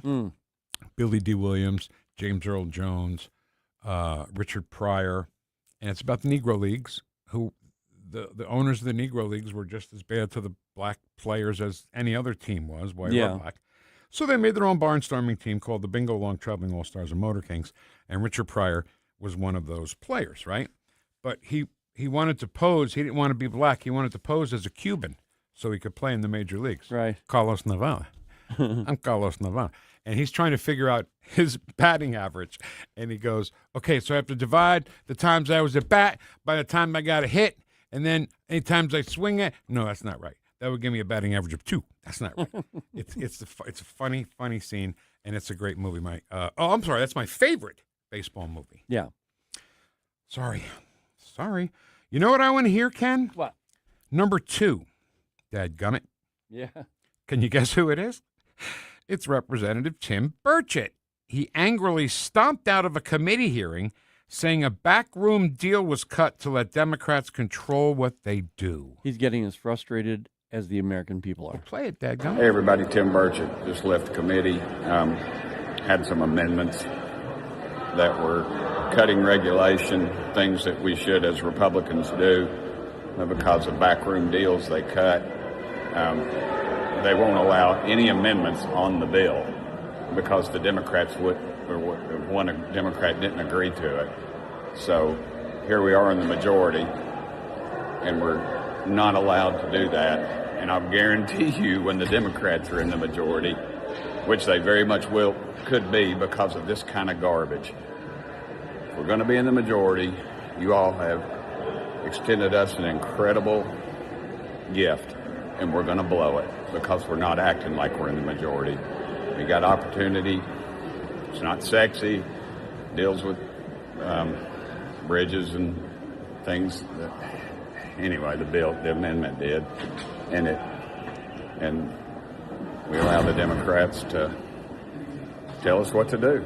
This town is crooked as a dog's leg, and I'm disgusted. Thank y'all for sending me here. I really am glad you sent me here. This is the kind of stuff I want to fight. Dadgummit. Now, he didn't say dadgummit, which is funny, so Ken had to add his own dadgummit, which I totally approve of. As crooked as a dog's leg. Mm-hmm. I'd like to start incorporating that into the show, too. Just I think we should. You and I think we have to say, hey, this is as crooked as a dog's leg. It is. He didn't say like an injured dog's leg, right? No, it's his back leg, I think, because I know that a dog's leg. It's very crooked. And they're very crooked. Yeah. So they're as crooked as a dog's leg. He is just so frustrated, Vic, and I get it. Nate, when he got the position of comms director for Eric Burleson, our representative in Missouri, you could tell, he's so full of energy, and then as he's there, as the months go on, and we're talking with him, he's just like, I'll tell you, he say things like, once you get here and you see what's happening, it's so frustrating. It's a slow pace, and then some people will say, oh, but it's supposed to be that slow. It's supposed to be like that. It's supposed to be difficult, so people don't go through and just post anything, and things become law at will.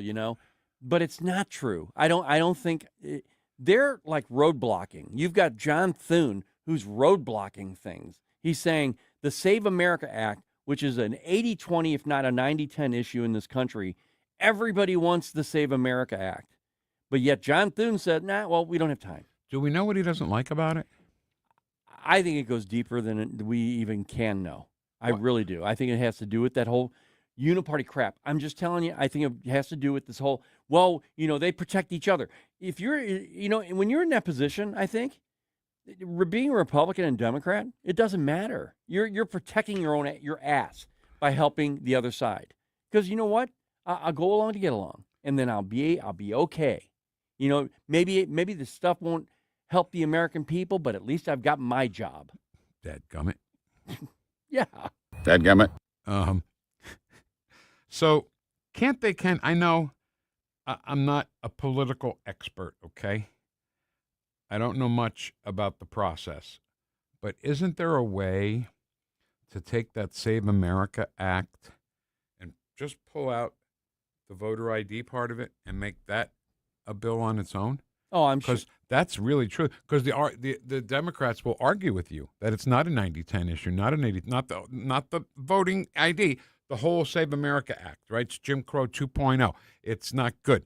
So if you take just the voter ID part out of it and make it a voter ID bill and see if you can get that passed, because then that's all you got to worry about. And you don't have to worry about all the other stuff that they've hidden inside of it. But I honestly believe, Vic, that no matter what you take out of it or piece together or put whatever, they don't want you to have a win with this whole thing. They don't want anything to do with voter ID, because that means a lot of their base that they brought over during the Biden administration, you know, the 20 plus million, none of them can vote then at that point, and that's going to destroy them.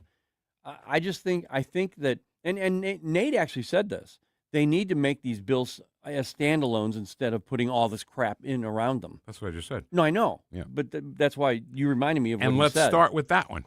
Let's start with that one. Yeah. Take this bill, whatever you don't worry about what you don't like, what you do. Here's the part I want to take out of that bill and let it stand alone. Yeah. You have to have an ID to vote in the United States elections. Absolutely. Period. Yep. Dadgummit. Dadgummit. You can tell his frustration there, though. I mean, wait, in the dadgummit or in the rest of the well, stuff? that too. Yeah, but, no, I'm kidding. Yeah, in everything he speaks. I like Tim Burchett. I do too. Okay.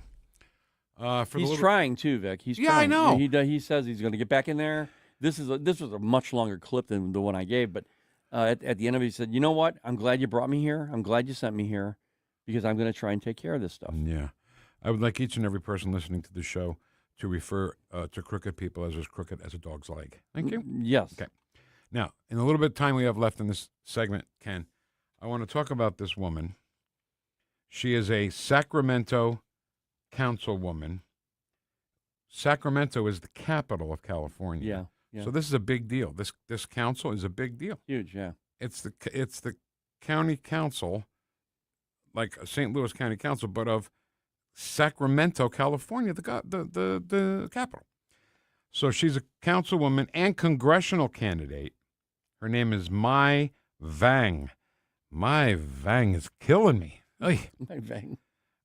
Turns her back on the American flag and rejects the Pledge of Allegiance in disgraceful anti-American display. Yeah, normally when I have these articles that I give to Vic, I don't put pictures in there, but I had to insert that picture. It's disgusting. I mean, everyone is turned with their hands on their hearts toward the American flag, doing the Pledge of Allegiance or whatever they're doing there, and she has her back turned. I don't understand. I mean, how did we survive for 249 years without the Democrats screwing everything up?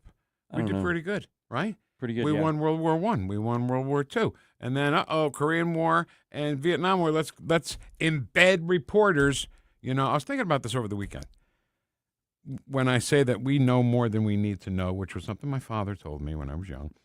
And remember the torturing, the torture thing that happened at Gitmo scandal? Yeah. And the famous picture is the guy with the hood on his head, and he's got something that looks like electronic things attached to his fingers. Remember that? Yeah.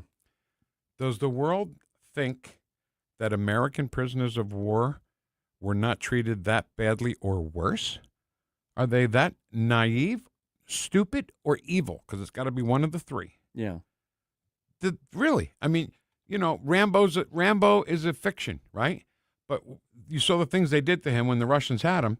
You know, you don't think they did that to our soldiers, our prisoners of war? Oh, absolutely. What are you worried about a terrorist for and how he's treated? Waterboarding? Remember the waterboarding?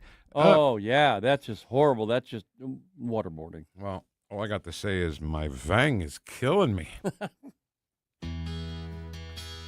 This song was a number one, wasn't it, Ken? I don't know. Is it the first and only song that got to number one using the word crap? Oh. What do you think? Maybe. It's right in the first line.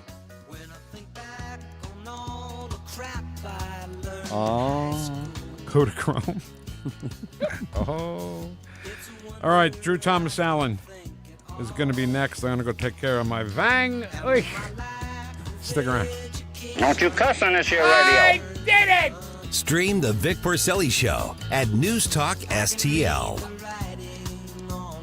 This is Newstalk STL at 1019, 941, 991 HD3 and NewstalkSTL.com. I am sick of getting pushed around by Kenneth James Williams. I go to take a sip of my orange juice. I'm trying to be healthy. You are. You get on me all I'm the time. keeping you from being healthy. You are. Look, my Simply Orange. Yeah. Can I take a quick sip? Oh, sure. It's for health purposes. What else would it be? Do you feel healthier? Much. Okay, good. Feel like $100. $150. So, Connor Roofing. I love Kathy Connor. I love Rob Connor, too. And I really love, I guess I missed it yesterday, but on Mondays, it's Meet the Team Monday. And she'll put up one of the people who work for her. Yeah. Supervisors. I didn't realize they had all these supervisors. No wonder they get great ratings on Yelp and Google reviews and stuff. Yeah, when they were working on my home, I would go outside once in a while. I didn't want to bother them at all, but I'd go outside, and then one of the guys, who was probably a supervisor, would say, "Hey, what's going on, man? What do you need?" And I would ask him, and I would talk to him about stuff. We'd walk around the house, and he'd show us show me what they were doing. It was pretty cool. Very, very much involved in the moment. Yep. And she did a bunch of patriotic stuff on her Facebook page this weekend. Oh. We remember, we honor, we will never forget. Home of the free because of the brave. And they got the boots with the flag inside the boots. And then today says, back to work. Real big. Rufus is driving the truck. Connor Roofing truck. But every time she puts up something about, and I say every time, but I don't know if it missed this week or not because of Memorial Day, meet the team. And whenever it is, it's like, yeah, his nickname is Stick. So I was like, hi, Stick. Just like Stick feel part of the family. Yeah. Our family. So if you need something done on your roof, or if you don't know if you need something on your roof, call the Connors. They'll climb up there and they'll find out what, and they're not going to say, come on, climb up with me. No, my feet are on the ground. You climb up. And they'll tell you what they need. You'll get an honest estimate, great quality work, and great customer service. I promise. ConnorRoofing.com, CONNER roofing.com. This is 1019 and 94.1. Female millennial Trump supporter. I listen to it every day. Seriously, you get it. Newstalk STL. Hey, it's Tony Colombo, and it's tough to pick, but my favorite sandwich at Capriotti's is the cheesesteak with a side of Cap's awesome fries. Visit Capriotti's now at 2 locations on Manchester at McKnight and Rock Hill, and now in Creve Coeur on Olive, just 1 mile west of 270. Hey, it's Susie Moore for Window World. Did you know that in just over the last 20 years, Window World of St. Louis has improved the look and thermal efficiency for over 80,000 customers in St. Louis? Plus, Window World windows come with a lifetime warranty that covers all parts, glass breakage, and labor. And now, Window World is offering 36 months, same as cash financing with approved credit. Call them today at 800-GET-WINDOWS for a free in-home, no-pressure estimate. That's Window World at 800-GET-WINDOWS. They're the preferred window of the St. Louis Blues. Fox News Commentary with Kayleigh McEnany. Next. You're probably listening to this in your car, so let me ask you. Would you drive without insurance? Of course not. So why is your retirement portfolio unprotected? Gold is portfolio insurance. It helps de-risk your savings when markets get unpredictable. Noble Gold Investments has helped thousands of Americans do exactly that, with no high-pressure sales and thousands of 5-star reviews. Visit NobleGoldInvestments.com. That's NobleGoldInvestments.com. Past performance may not be indicative of future results. Investing in precious metals involves risk. Consult with your tax or financial professional before making any investment decisions.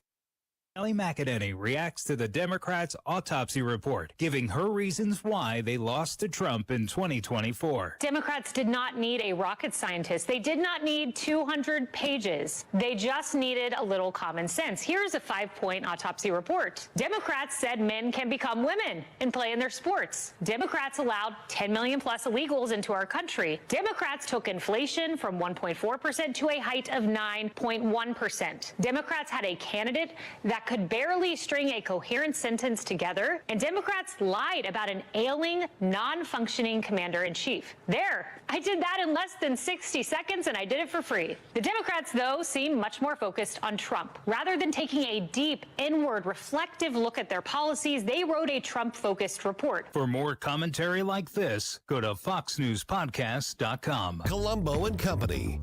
Join us every day for conversations with a wide variety of guests as we keep you informed and up to speed on all the important news and headlines you need to know. Live and local weekdays at 2 on NewstalkSTL. Talk lines are open now at 314-912-1019. The Vic Porcelli Show. As President Lincoln said, What, you have a cough due to cold? Made in St. Louis for St. Louis. It's News Talk STL. It's bigger than you are not me.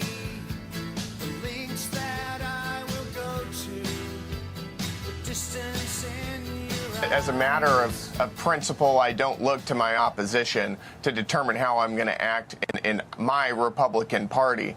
But it's pretty rich coming from Barack Obama talking about rule of law. I mean, the Democrat Party is the party who has talked for years about packing the Supreme Court so that they can get Democrat judges on the bench who will then weaponize the rule of law against conservatives. He talked about wanting Republicans who follow empirical evidence and science, which is even more rich coming from the party who's made it their cause to defend abortions for pregnant men. I mean, this is a party that's gone so far off the rails.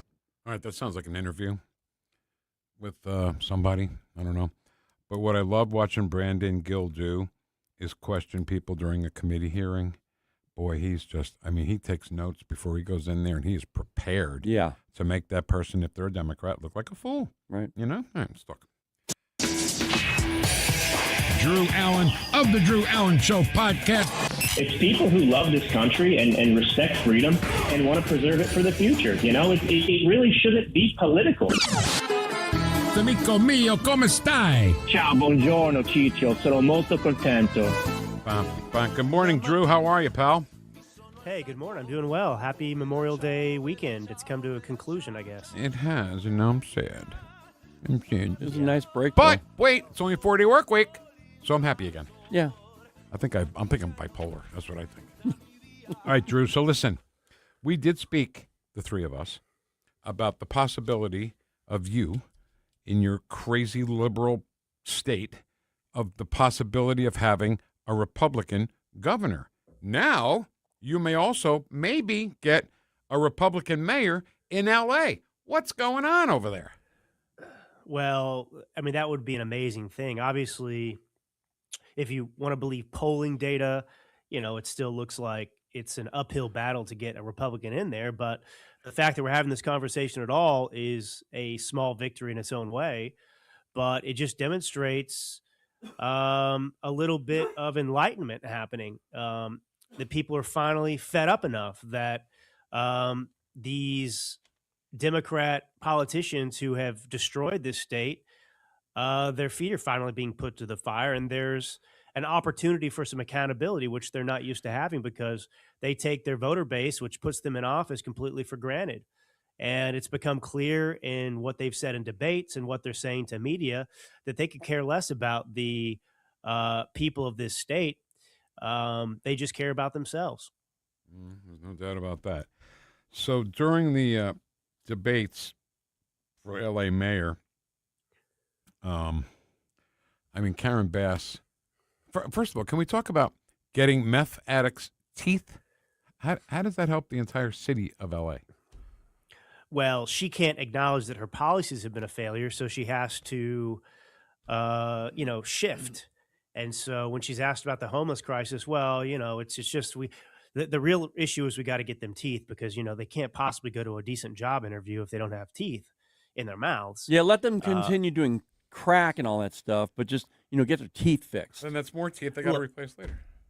Can we use the R word here? R-E-T-A-R-D? Yeah. You spelled it. You might as well say it. Okay, well, look, the Democrats in California are engaged in the retard Olympics and the retard Olympics of ideas.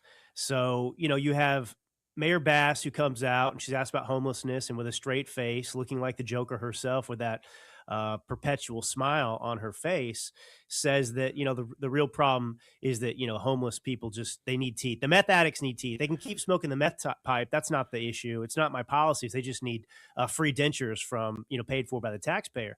And then not to be outdone, you have Nithya Raman, who I call, Raman Noodle Brain, who's city councilwoman in LA, who's running for governor as well. She's a Democrat socialist. And of course, Mayor Bass is a avowed communist who spent her youth in Cuba working alongside the communist regime to build structures. And, a week after Karen Bass says that, Nithya Raman Noodle Brain says, hold my kombucha.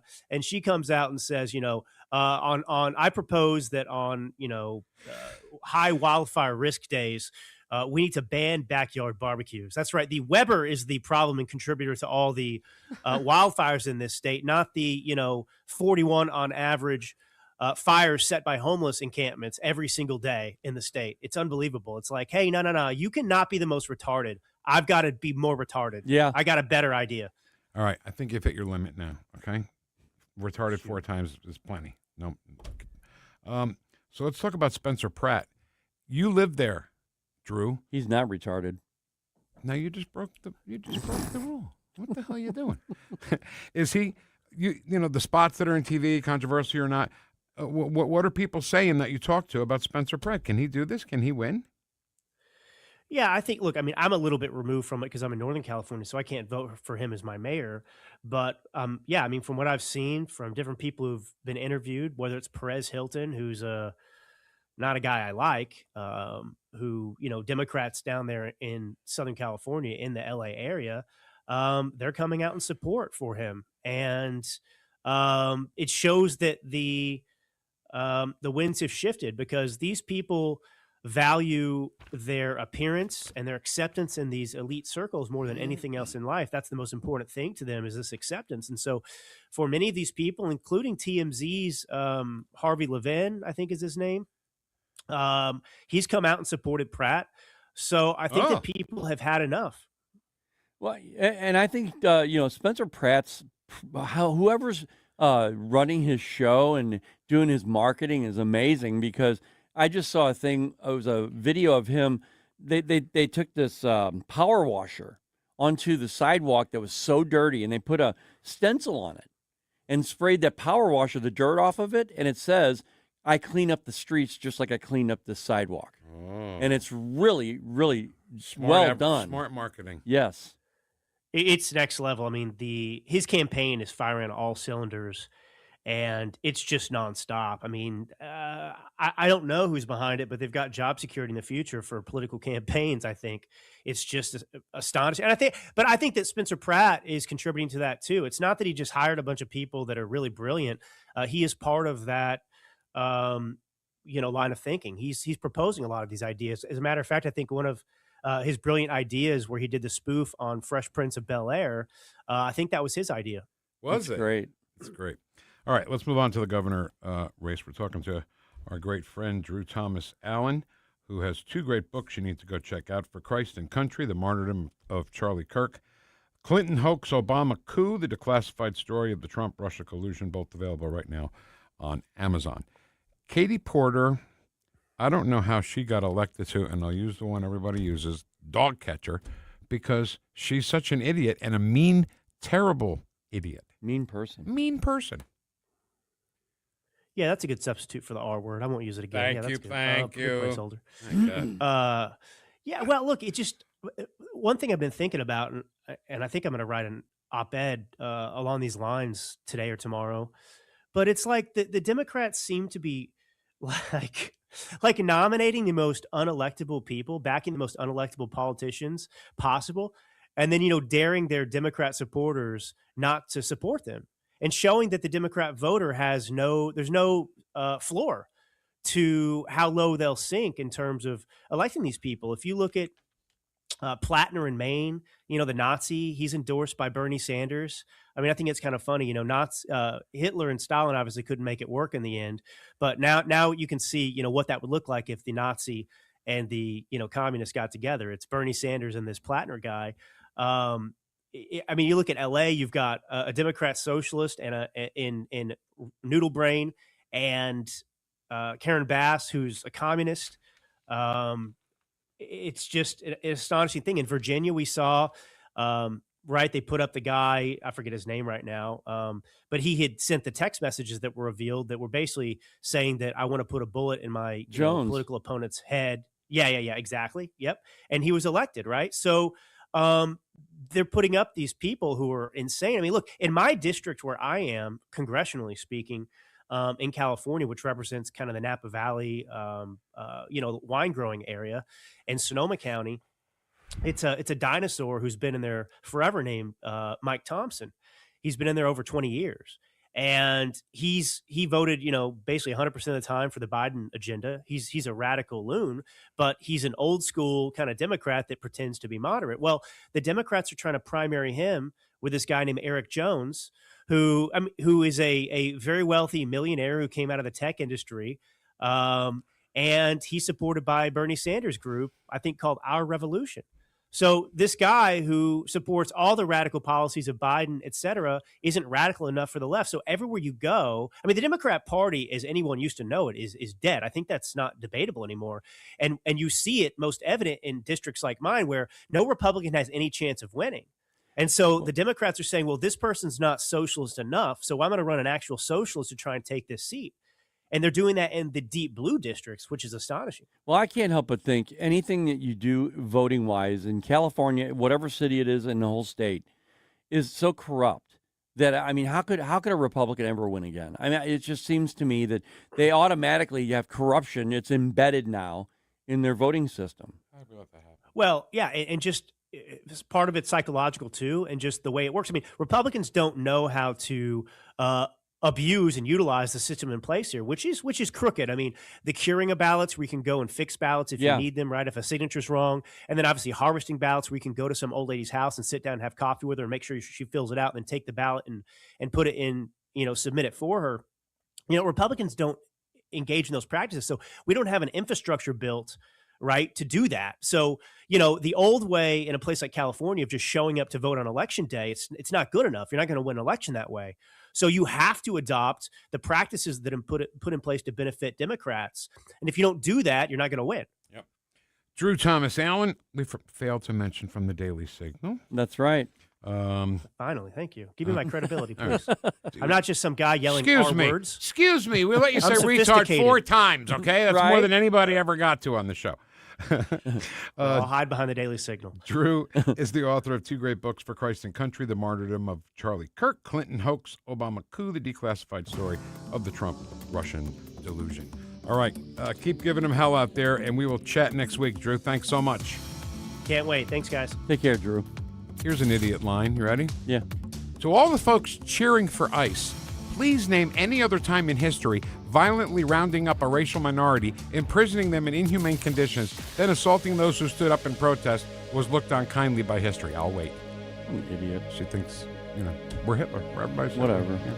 Whoosh. When the storm hits and a tree comes down, you need someone you can trust right now. OLI Outdoor Services in Godfrey is on call 24/7 for emergency tree removal, trimming, stump grinding, and land clearing. Serving Illinois and Missouri with licensed, insured professionals and over 200 years of combined experience. Tree removal starting at just $2.99. Free estimates, plus financing.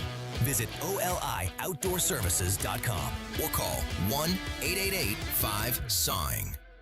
If you love your pet, which I know you do, then they deserve the excellent treatment and care they'll receive at Pacific Animal Hospital in Pacific, Missouri, a full-service veterinarian facility. Originally built and grown by my dad, Dr. Bill Jones, a new generation of wonderful veterinarians and staff at Pacific continue to provide outstanding medical, surgical, dental, boarding, and grooming services for your favorite furry friends. Our family entrusts the care of our pets only to the experienced docs and staff at Pacific Animal Hospital. You should too. Call them today, 636-257-2100, 24/7 at PacificVets.com, PacificVets.com.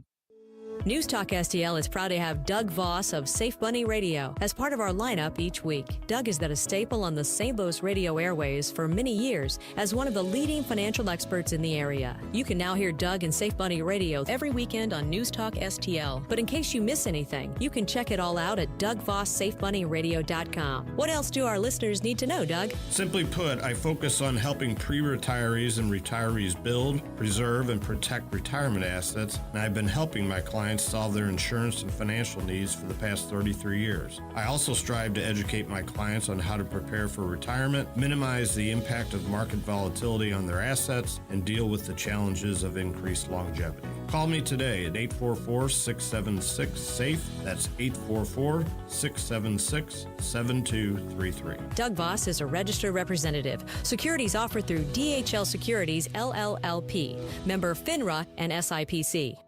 KLGY HD3 Clayton, K270BW Bellefontaine, KNBS Bowling Green. This is Newstalk STL at 1019, 94.1, and always streaming at NewstalkSTL.com. Breaking news at Town Hall. I'm Bob Agnew in Washington. Secretary of State Marco Rubio says details are still being worked out to end the war with Iran. Here's correspondent Ed Donahue. Speaking from India, Rubio says the sides are working on an outline. Suffice it to say that some progress has been made, significant progress, although not final progress has been made. Regional officials say the deal would gradually reopen the Strait of Hormuz and see the U.S. blockade of Iranian ports end. Iran would give up its stockpile of highly enriched uranium. At Arlington National Cemetery, President Trump mentioned those who were killed fighting Iran. We lost 13 wonderful souls, wonderful, special people. The president said there could be no 4th of July without America's armed forces, and there could be no Independence Day without Memorial Day. Ed Donahue, Washington. And the holiday gave veterans a chance to weigh in on President Trump's actions against Iran. At one such gathering in Peachtree City, Georgia, U.S. Army veteran and retired military intelligence officer Joe Bowler said he believes the president is doing the right thing by destroying Iran's nuclear capacity. At the present time, I believe our country is doing the right thing to rid itself and other countries of an evil that presents itself. Iran has announced U.S. strikes in southern Iran as a sign of bad faith and unreliability amid ongoing negotiations to end the war. The U.S. military describes the strikes as defensive, targeting missile launch sites and boats placing mines. The administration is preparing for a big sports event ahead of the president's birthday in June. Here's correspondent Laura Winters. Large cranes can be seen on the south lawn of the White House as crews busy constructing the stage and lighting for the UFC fighting ring. The temporary octagon being set up for the UFC Freedom 250 event. It will take place on Sunday night, June 14th, which coincides with Flag Day and President Trump's 80th birthday. Laura Winters reporting. More on these stories at townhall.com. Success is picking up extra shifts for your family. Now you want to be the boss. Success is getting your foot in the door. Now you want to take the next step. Success looks different to everyone, and University of Maryland Global Campus can help you reach your goals. And there's never been a better time to get started on your future. No application fee if you apply by June 1st. As an accredited state university, UMGC has been transforming lives for over 75 years. With more than 135 undergraduate and graduate degrees and certificates, online and hybrid courses, personalized support, financial resources, and lifetime career services, achieving your dreams is more possible than ever before.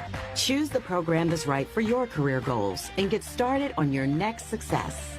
No application fee if you apply by June 1st.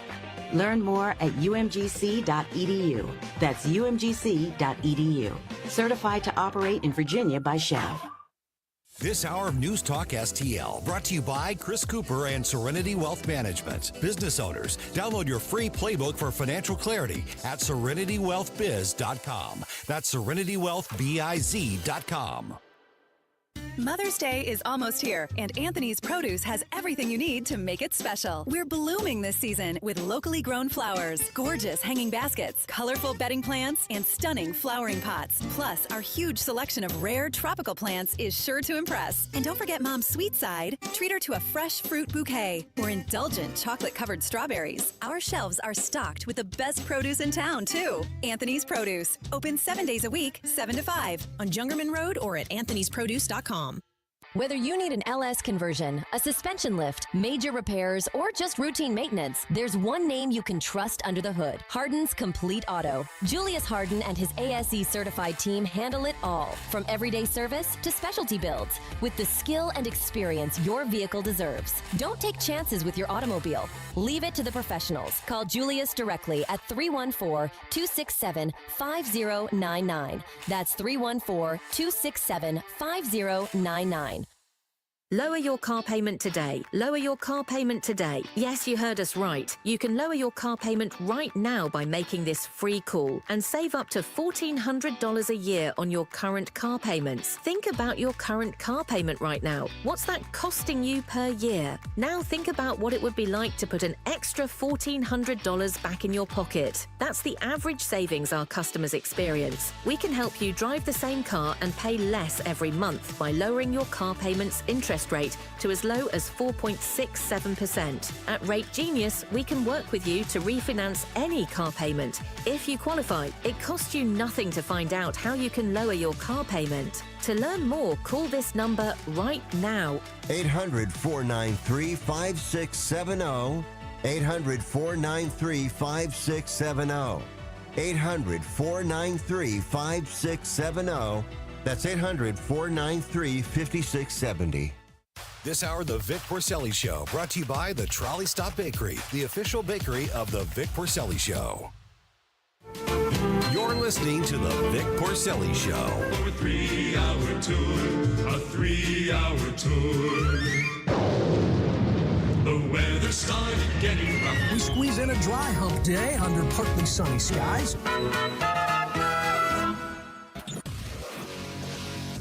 From New Jersey to Baldwin, Missouri, to behind the microphone, taking the whoosh to the radical left and the putrid swamp. You're listening to the Vic Porcelli Show. Here he is, Vic Porcelli. Hour number 3, courtesy of Ken Williams. Whoosh, my brother. Whoosh, my brother. Whoosh, my brothers and sisters. All right, let's go talk to the doc. Let's get him going. The Dr. Randy Tobler Update is brought to you by Advanced Dentistry of St. Charles. Learn more about Drs. Olmos and Cusimano and their team by visiting advanceddenistrynow.com. The doctor will see you now. I don't know. We really had that looked at. Randy Tobler. You guys are ahead of the curve. You probably took your masks off a couple weeks before the CDC said it was okay. Now, Dr. Randy Tobler. What's up, Doc? Good morning, my good doctor. How are you? I'm doing well. Are you? I'm refreshed and rested or after the weekend. Are you? Yeah. I mean, are you? I didn't do anything. Nothing. I ate, which I'm prepared to talk to you about here in a sec. But I didn't build a deck or something like Ken does. Ken builds a deck in a week. Yeah, I know. Sometimes those honeydew projects are looming when you're trying to R&R on the weekend. Yeah, and he makes. Well, I'll be honest with you. I put in a dishwasher. I had to before the party, or else I was in big trouble. Oh no. Yeah, but I got it in. I got it. I can't believe how expensive those kind of things, dishwashers and laundry. We had to buy a laundry thing, I don't know, a year or two ago. It's like, holy cow, this thing, talk about inflation. It's bad news. He makes me look bad. Me too. I'm having a problem building a sandwich. I think it's bread, meat, bread. Is that how it goes? Yeah. Bread, meat, bread. Well, the thing is, Dr. Tobe, if I hadn't put it in myself, it was going to cost me $250 to $300 just to install the darn thing. Wow, really? Yeah. Oh. Now, did it take you like the whole weekend or just no. half a day? Or? Oh, no. No. Did it in 10 minutes. Just because I built the kitchen. We did the kitchen. My wife and I built the kitchen ourselves. Wait a minute. So we knew where everything was. You built the kitchen? Yeah, the electric, the plumbing, the cabinetry. I feel so inadequate. I swear to God. And then so I knew where everything was, Dr. Tobler, so I put it right in. That's two of us, Vic. I'm super humbled at this moment. It's not good. Yeah. So let's talk about something I'm good at, like eating. Okay. I want to talk to you about a couple of things my wife made, okay? Not so much if they're healthy, but boy, were they delicious, okay? One was a chicken caprese, right? Some chicken, melted mozzarella cheese on top of that. Tomato and was it parsley? Basil. Oh, basil, yeah. And then sprinkled with the balsamic vinegar. Now, here's the cool part. The tomatoes and the basil both came from our garden. Wow. Now, there you go. You are living the Maha life, aren't you? I am. Super good. I don't know how to grow mozzarella cheese, so, I can't. Hey, but there's something about basil. You could put basil in ice cream as far as I'm concerned. I'm eating it. I love basil. Here's the thing about basil. You touch a basil leaf, your fingers will smell like basil for the next 4 hours at least. And I love that. All right, so I bought 5 or 6 basil plants for Helene this year, and she said that's not enough. I mean, there's not enough basil in the world. Well, get out to the nursery and get your wife some basil. I will. Okay. Do you participate in the cooking or not? Not the difficult stuff. It's funny that you mentioned that because last night she made a lobster fradilavio. Oh my God! And she bought a couple of. No, it was okay. It was just she bought a few lobster tails. Wasn't that expensive? Like $30, and then linguine, and then the sauce is what makes it. It's hot, burns your face off. Fra Diavolo, by the way. Do you know what that means? Fra Diavolo, the devil's brother. Well, sounds hot. It's hot. Sounds hot. So, yeah. She was in there in the kitchen, and I always want to try to help. I always screw things up when I try to help. I'm like, is this water supposed to be boiling? What's that thing over there? Get out. Get out of the kitchen. Go. Get out. So I'm no help whatsoever. But the easy stuff I can do. I get the Yeah, the easy stuff I can do. All right, so let's talk about something quite disturbing that my wife brought to my attention this weekend, guys, okay? There is a website that shows you where all the sex offenders are. And you put in your zip code, and it'll show you that there's one 2 streets away from you. Yeah, I've seen it. Pretty scary, Dr. Yeah. Tobler. Uh-oh. What's the name of that website? I don't know. I'll send you the link. Wait a minute. Start talking and I'll find the link. No, I've actually been on that before, Dr. Tobler, and I found out that just one street over there was a guy. How scary is it? How old were your girls when you found them? 8 and okay? or 8 and 11 or 12. Yeah, 8 and 12. Unbelievable. I remember those times because that was exactly the time that I did it, and their bus stop was on that same street. Oh, that's frightening. Holy cow. So anyway, there's a few in our neighborhood. I don't like it, but I think there should be more than just reporting. I think you have to wear some kind of thing around your neck, a big, remember the scarlet letter, but one that says you're sex offender. Oh, like a sign on the mailbox, maybe? Sign on the mailbox helps. Like the dunce cap? Yeah. Yeah. I can't find the link, but I'll find it and I'll shoot it over to you, and you can check your neighborhood and see how safe you think you feel. I don't know if I want to know. That's one of those things, Probably the guy in the neighborhood that we're walking past and and saying hi. I think he's a great guy, because he's. Yeah. I like the daylilies in his landscape. I'm like, oh my God, don't tell me. Yeah. Well, I love our garden. I got to tell you, I know it's not like Farmer McGregor or anything, but boy, we got the eggplants going, and they're starting to produce the flowers, strawberries, tomatoes, a poblano pepper that's like 6 inches long already. Whoa! How do you protect the strawberries and the other succulent stuff from the varmints? How are you protecting it? I put antifreeze on meatloaf. No, I'm just kidding. My wife. Here's what my wife says: all the vegetable plants have marigold flowers all around them.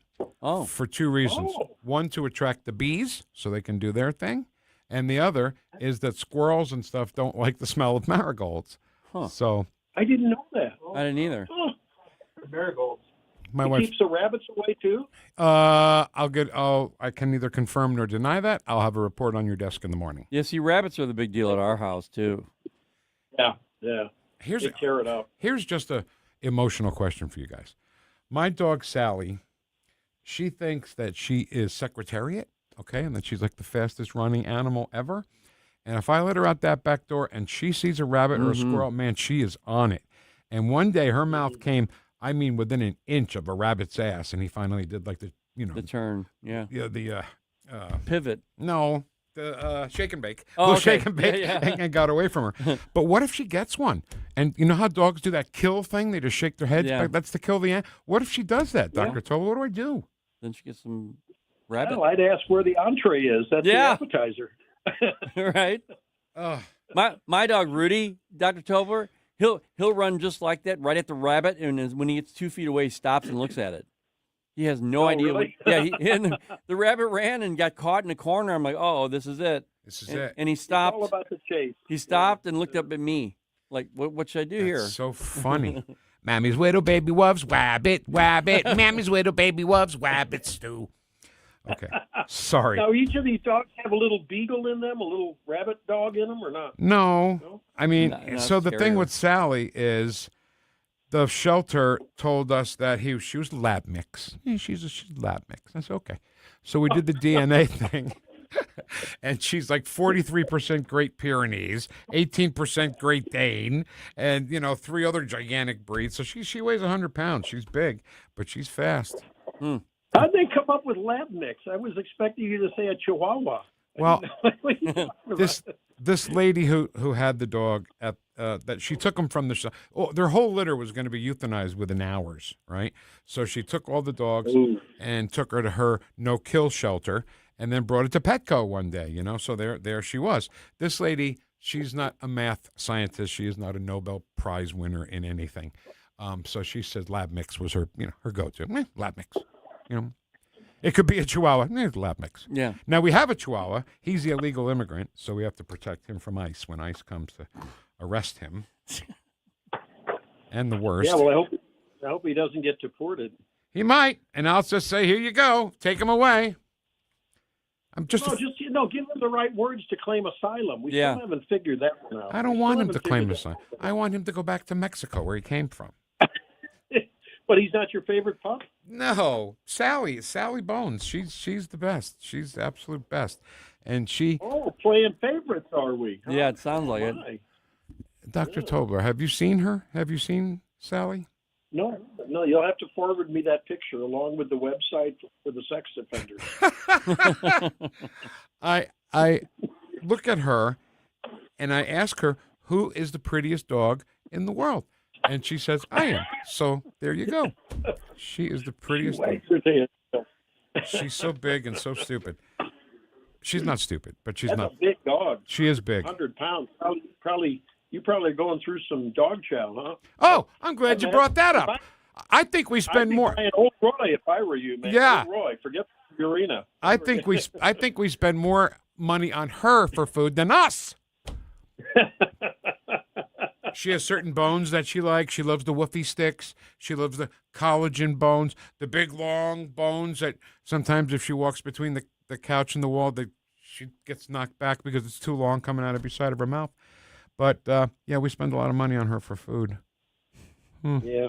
Pisses me off. Our blind dog, we got a blind, he's almost blind now, but he's a great dog, but he loves his Kong bone. He's got this rubber.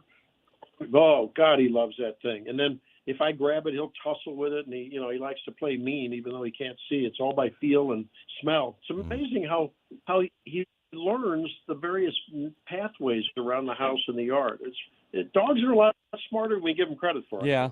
Not just that, but dogs have a keener sense of smell than humans by 1,000%, which maybe that's why we think things smell bad, because a dog never thinks anything smells bad, not even the dog poop from the next door neighbor's dog, and smells it. Is this Rex from next door? That's pretty good. So I think that's why they don't think anything smells bad. Well, now I would imagine with your Italian heritage and the olio and all the Diablo, and I'm thinking that your dogs are probably live in a culinary wonderland with their schnozzes and all the beautiful smells going on, right? We started to put a raw egg in her food because they say that's really good for dogs, raw eggs. So we give one to Sally, but not Chino. No, I'm just kidding. I don't hate Chino. Oh my God! I think we better Ken, we better report him to the animal abuse hotline here. Oh my God! Yeah, the Animal Immigration Service. Trust me, he gets a bone when he doesn't even go out. Sally goes out, so she gets a bone. He doesn't get one if he doesn't go out. All right. Well, I think that I don't know. Your Chihuahua needs to go to a sanctuary home. Yeah. Yeah, he was sanctuary home. See, here's the problem. He has a history with the cartel. You know, he was in the cartel for a while. But he's mended his ways, and he's a very law-abiding. Oh, okay, good. Yeah. Turned his life around. Definitely former cartel member. All right, before time runs out, Dr. Tobler, I love that you highlighted the Spencer Pratt commercial. Actually, it's supposed to be a commercial against Spencer Pratt, and it turned out to be one for him. Yeah. Isn't that something? I mean, that's how delusional the woke left is, right? I mean, they don't realize how out of touch they are with, I think, the majority of Americans. And that probably includes Los Angelites, too, right? I mean, I really think so. I don't think most people buy that. But, that was supposed to be a parody, and it turned out to be pro Spencer. Crazy. Yeah. Well, that's some ingenious production, isn't it? I mean, you got to love it. It's great work you're doing. Oh, I think the marketing department is doing a great job for him in his campaign. But I saw that particular video, that meme, and I thought the same thing, Dr. Tobler. This was before when they posted that thing. And I'm like listening to it and watching it. I'm like, that's a really good ad for him. What the hell's going on? Yeah, because that was supposed to be something completely against him, and it was like, nah, I'd keep that out there if I was him. Yeah, and then the Fresh Prince of Bel-Air takeoff. I mean, I thought that was cute. He's done a lot of good stuff. I mean, I don't know whether it's just one of those viral things in a fairly large echo chamber that'll have no electoral impact or not, but it's been fun to watch. And it tells you something about how thirsty we are for just straight talk, right? It's sort of it reminds me right out of the Trump playbook, just straight talk. That's what we want to hear. Here's a line from the commercial that's supposed to be anti-Spencer Pratt, right? Spencer Pratt is taking a hard line on the city's homelessness, laying out a get help or get out approach. Yeah. Okay, great. Love that. Check. Check. Yeah. All right, one final thing. One final thing, Dr. Tobler, and that's that bigamy is in the news.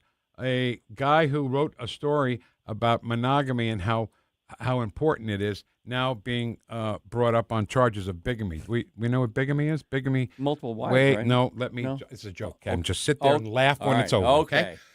Bigamy is one wife too many. Monogamy, same thing. You're in trouble. She's not listening. Where are you sleeping tonight? Nah, forget about it, okay? She knows the joke. I told it 1,000 times. She smiles and says, I married an idiot, and we move along and eat some good Italian food. All right, every Saturday morning, 6 to 9, Dr. Randy Tobler, and every morning on the Eagle in Columbia. Thank you, sir. Hey, my pleasure. Thank you. Bye-bye. Take care, doctor. Mommy's little baby loves wabbit. Mommy's little baby loves wabbit stew. Why are you looking at me like that? Why are you looking at me like I don't know why. God. Oh, let's see. Oh, so Ken Williams. Yes.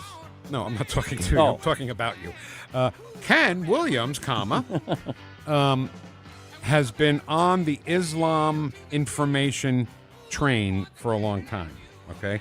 You taught me everything I know about how Islam is not a religion and it's a military thing, and we got some proof in the form of a audio clip that we'll play for you next, and we'll let Ken remind you how dangerous they are. Is that fair? Yeah. All right, that's next.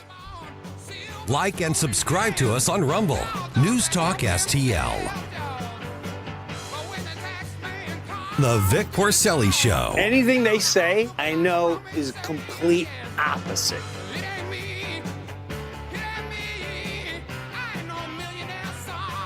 On News Talk STL.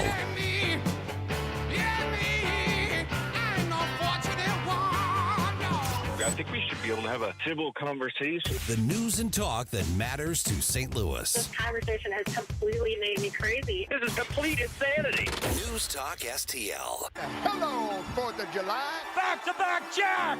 Kerry Robinson, a hero tonight. The Cubs visit St. Louis May 29th through the 31st for a weekend of baseball's best rivalry at Busch Stadium. The history is real, the fans are loud, and the energy in the ballpark is unmatched. Day or night, every pitch matters when these two meet. Get ready, Cardinals fans. This is what summer baseball in St. Louis is all about. Don't miss a moment of it. Get your tickets at cardinals.com. The weekend starts at Busch Stadium. Grab your crew and kick it off at Friday Night Live. Every Friday night home game, Budweiser Terrace turns into the hottest happy hour in the Lou. With $5 beers, $5 hot dogs, $7 margaritas, live music, and more all game long. Meet up with friends, soak in the energy, and keep the night going with baseball under the lights.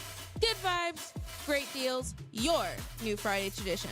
Get tickets now at cardinals.com. Ever feel like just a number in a waiting room? Hi, I'm Shannon Tribune, Director of Operations with Body of Health Direct Primary Care. Navigating the medical system can be a maze of stress. I'm your personal guide at Body of Health. I handle the messy parts of medical care, the logistics and complex coordination, both in and outside our walls, so you and Dr. Tobler, that's my dad, can focus on what matters most, your health. At Body of Health, you're not just a patient, you're part of the family, because that's healthcare the way it ought to be. To learn more, schedule a discovery call at bodyofhealth.com. News, analysis, opinion. Unleashing energy dominance is not just about ramping up a domestic supply. We need to be looking at other markets to be able to place our product. Being in a stronger position to be able to export to these other countries that want it. 101.9 and 94.1 News Talk STL.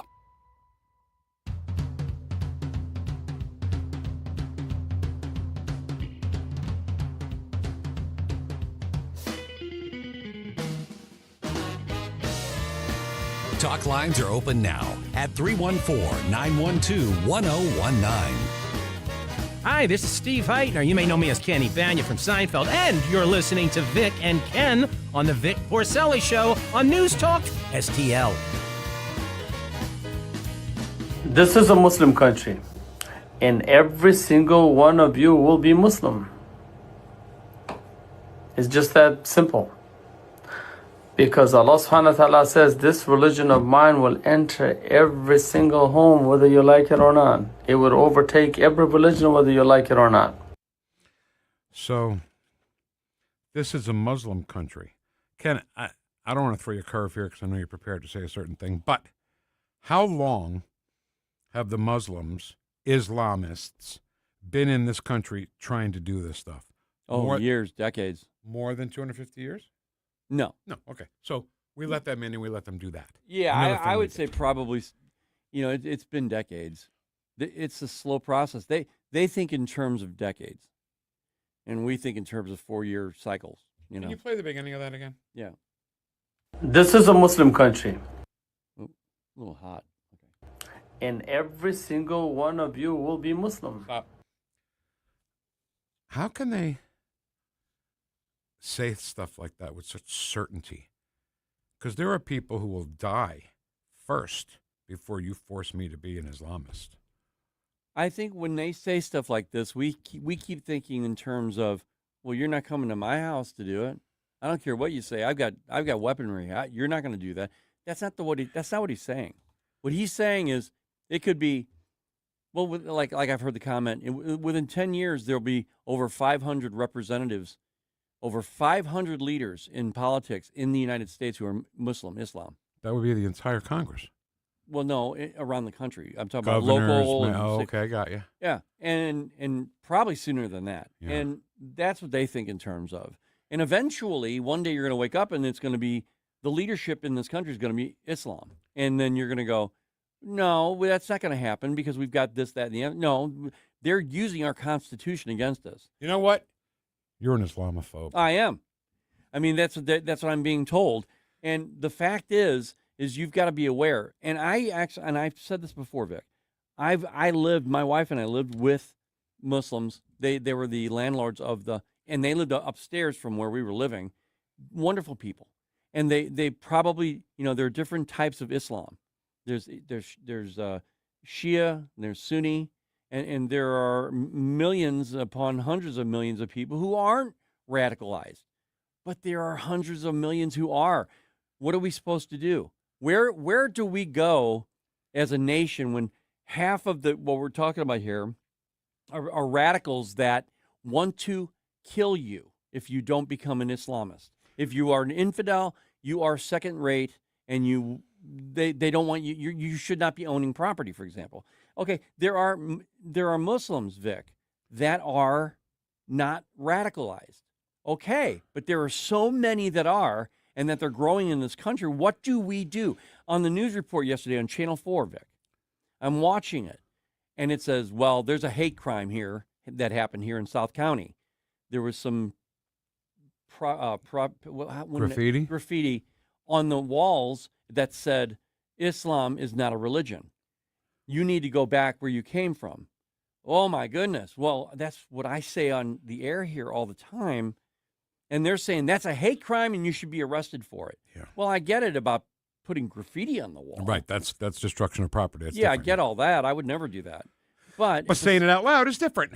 Right. And so I guess when you've got a local news source saying something that I'm saying every day is a crime, or is at least part of the crime, then what am I? So let me ask you some stats here, Kenny. How many Muslims would you say live in this globe, on this globe? There are about 1.4 billion. How many people in America? I'll have to look that up. But 350 million? Oh, you mean how many people live here? Yeah. Oh, yeah, around 350. We don't know exactly, So though. Because my point is we're outmanned. Big time.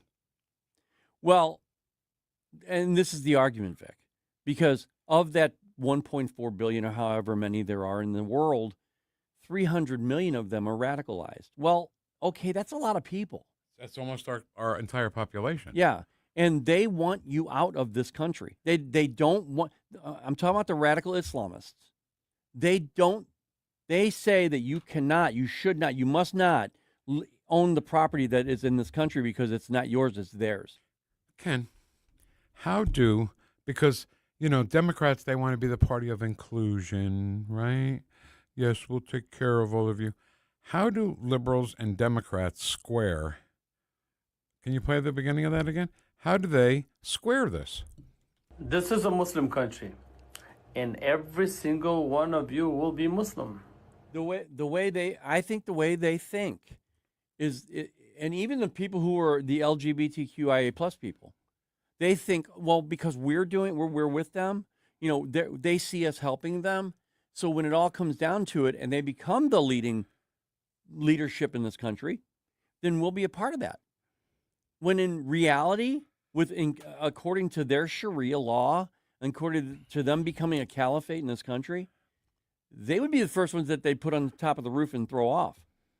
They don't want them. They're using them. They're useful idiots. They're useful tools for the radical Islamists. Black Lives Matter protests don't want white people in their protests. No. Right. So, I don't know, with the Islam, it just is very scary that he would say something like that. Do you know what this was? Was this an interview? Was this I get these posts all the time. I follow a couple of accounts that are from people who are Iranian, and they're saying this is how our country was taken over. Oh. That we were where you are. We were in 1978 and before where you are right now. Mm. And then we let this happen as a country. And one day we became a theocracy. You know how scary that is, what you just said? We were like you are now. Yeah. Well, is there going to be a time when we would say, yeah, we were like this, and now we're whacking women in the street and throwing gays off of buildings? There's that thing called suicidal empathy, where you let them. Well, we're refugees. We're the downtrodden. We all we want is a place to live. We want to be a part of the community, but we just need a place to live. And then the left says, okay, you can be unvetted. You don't have to be, confess allegiance to the United States of America. You can just live here in your own group. It's okay. And then they get bigger and bigger. Then they start electing leaders like Ilhan Omar, where in that the only reason why she won was because there were 80,000+ people that voted for her within her district. that were all Muslim. Okay? What they did is because Barack Obama put all these people in one location from the 90s till now, till his term, they all voted for one person, which was Ilhan Omar. That's not the American way. That's not the way Americans vote. What they did is they planted someone from outside the country, has no allegiance to this nation. She self-confessed will say, oh, I don't care if I'm thrown out of this country. My kids are raised. I can go anywhere now. Yeah. Okay? Well, with that kind of an attitude, you should not be a leader of this country. Correct. Now, you said something there, Ken, I want to talk about, because I never heard of the phrase suicidal empathy before over this past weekend when Gad Sad, do you know who he is? Or Sad Gad? He's a guy who's an author. He's on Gutfeld all the time. He's conservative. He said suicidal empathy will be the collapse of the American civilization. Yeah, it's a really big deal because they're using the Constitution against us. They're using the sympathies of the left primarily against people because they're going to use that and claim Islamophobia, for example. That's a tool. I believe the word in Islamophobia was a tool name word created by Islam to make you say, oh, I should shut up because, well, I shouldn't be saying things like this. So I'm an Islamophobe. And then there are people that are afraid to be called that for whatever reason. You know, and then that's that whole, I don't know if it's, I can't really put a finger on exactly what that is. It's not empathy, but there is suicidal empathy that exists within that. Well, he calls it exactly that. That's what I'm saying. Where'd you learn that phrase? I don't know. Suicidal empathy. Gad Sad released a book called Suicidal Empathy, Ken. And what it comes down to here, Vic, I don't want to see anybody not in this country that doesn't want to be here, okay? But I also don't want to see people coming over here and saying the crap that this Islamist said, and he means it. The look on his face when he says this stuff, when he goes like this. It's just that simple. He's the look on his face like, why are you questioning me? It's that simple. It's going to happen. This is some scary stuff. There was a time in this country, if you said everyone in this country will be a Muslim, it's just that they would get shot or beat up or something. Well, they would be people defending America. They would be investigated at least. I mean, they're building. I'm talking before that, I guess. I don't know. I mean, there was a time when you just would have got beaten up. Hey, I'll never be a Muslim. I'll fight. Well, yeah, I get that. But they're still doing things like in Texas. Everybody said, well, Epic City's not being built. Yeah, it is. It's still being built. They're still getting permits. They're still they're being allowed to do it. Why are they remember when we talked about Epic City in Texas, I remember us saying, no, they put a stop to it. No, they didn't. Yeah. It's still being built. So then how do you feel about Governor DeSantis saying no Sharia law in Florida? That needs to be codified in every state. Mm-hmm. And then I think federally. Because if you have Sharia, you have no other law that you can follow. Right. I don't know. I'm going to read it. I'm going to read Suicidal Empathy. It's got to be an audio version because I hate to read because there's so many words. So many. Each page has the most words. All right. Chat box, you think? What are you laughing at me for? No, I'm laughing. Because I can't read and I can't do math? No, Is that it? You're good. Yeah. Abuse I take in this room, ladies and gentlemen. I am going to file a grievance with the union. That's what I'm going to do. Zoot Suit Riot, right? I love that song. Sherry Poppin' Daddies. All right, Chatbox is next on 101.9 and 94.1 News Talk STL. We are celebrating our 5th anniversary next month, and coincidentally, America is celebrating its semi-quincentennial. There you go. All together on 101.9 and 94.1 News Talk STL. It's two cities and they're only pipes and chains and swinging hands. Who's your daddy? Yes, I am. Follow us on Rumble at NewstalkSTL, The Vic Porcelli Show. You can't worry about what other people think. I mean, have you met other people? Made in St. Louis for St. Louis. It's News Talk STL. Jones and Chris Arps in the afternoon. Tim Jones here for the Tim Jones and Chris Arps Show, wishing you a very safe and blessed Memorial Day weekend. Remember the reason for the season? Honor those who have given all so that we may be free. Tim Jones and Chris Arps. Weekdays at 4 on News Talk STL. Do you have 3 ex-wives and your current trophy wife wants a life insurance policy 3 times the size of the policies you had to purchase for your previous mistakes? If so, you need to call Big Lou, a term provider, 800-345-2789. Big Lou is intimately familiar with your problems, and if you're 50 or 60 years old and in reasonably good health, a $1 million policy should only cost about $100 to $200 per month. Big Lou may have a solution for your previous policies as well. You may even save enough money to lighten the load on your new $1 million policy. Remember, call Big Lou. He's like you, except he's only on number 2. Call Term Provider at 800-345-2789. That's 800-345-2789 for $1 million in term life insurance that you can live with. Call Big Lou at 800-345-2789. Got scrap metal, junk cars, or old appliances taking up space? Turn that clutter into cash. Since 1968, 21 Recycling and Scrap Metal has been the area's trusted name for recycling. We buy copper, brass, aluminum cans, scrap iron, wheels, catalytic converters, AC units, water heaters, washers, dryers, and yes, junk cars too. With our brand new truck scale on premises, getting paid is fast and easy. Old Highway 21 by Highway M or 21-recycling.com.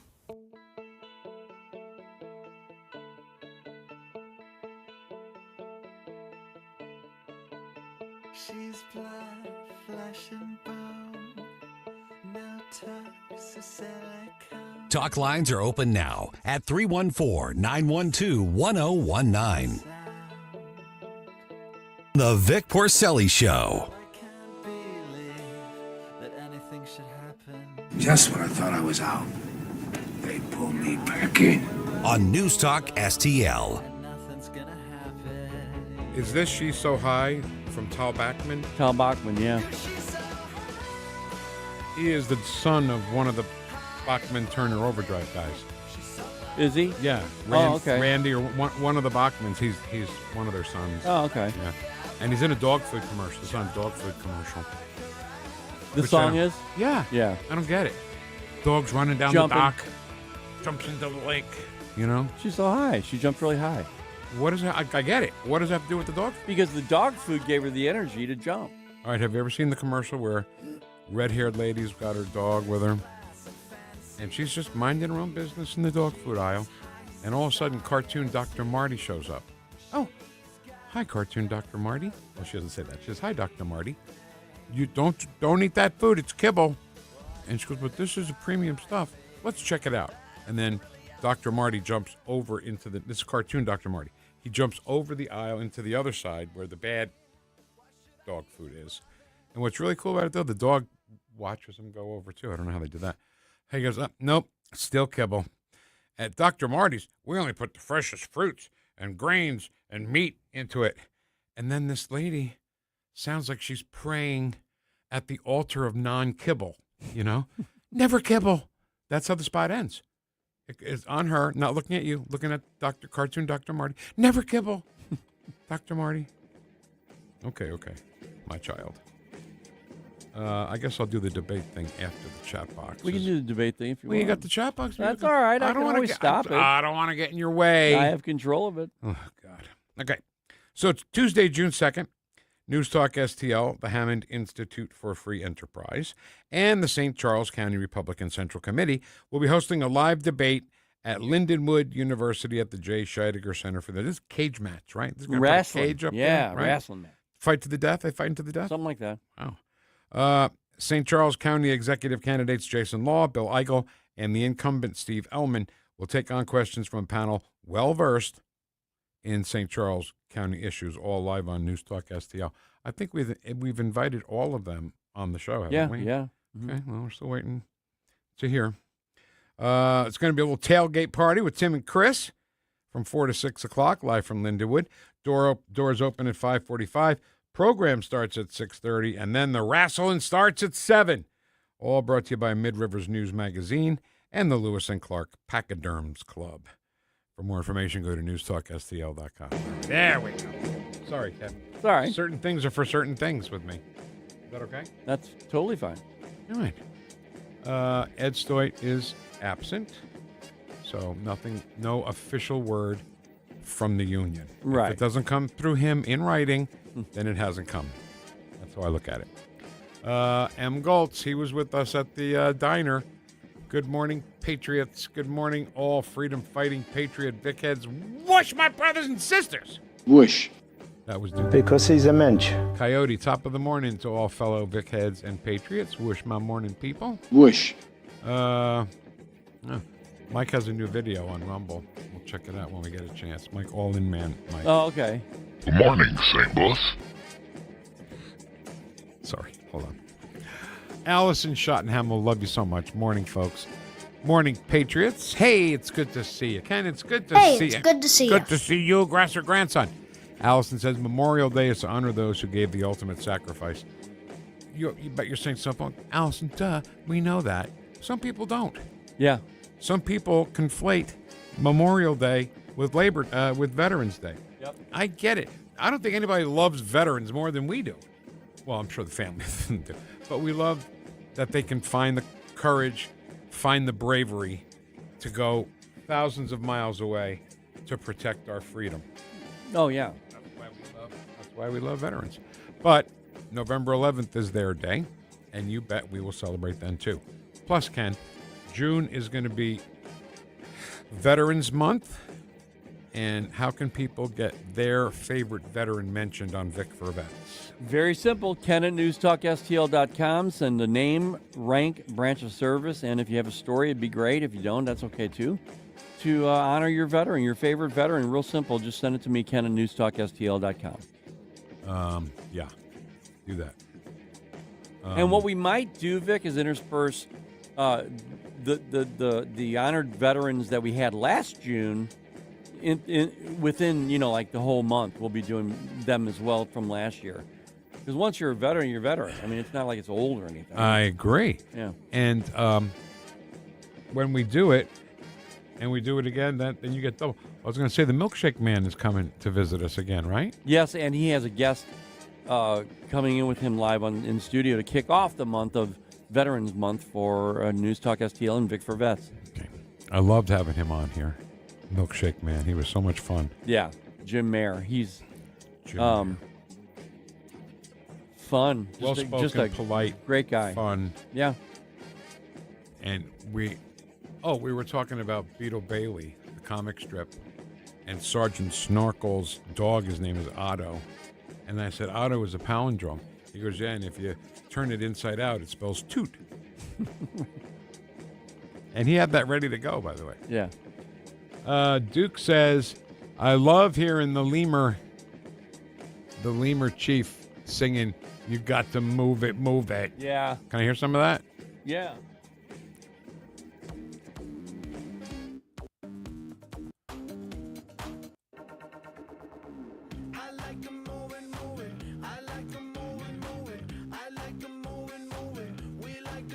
Move it! Oh, I was late. How could I be late? All hail the New York Giants. Yeah! All right, that's good. That was Jackson Dart, the quarterback of the Giants. Yes. All hail the New York Giants. Okay. Hey, Vic, baby. Vic. Yo, Vic. Ken and all you beautiful patriots. A lot of people don't realize the amount of training we receive on the fire EMS service level before the Pope came to St. Louis in 1998 was staggering. Can't imagine what it was for police. Did we talk about I remember that, though. Yeah, but I did too, but do we remember? We were talking about first responders. Oh, right. Oh, Michael Letts. Yeah. Yeah, I got it. Okay, perfect. Yeah. So what are you saying now? No, I just remember when the Pope came to he was a great Pope. This is Pope John Paul you're talking about, right? Mm-hmm. Okay. So he was a great Pope.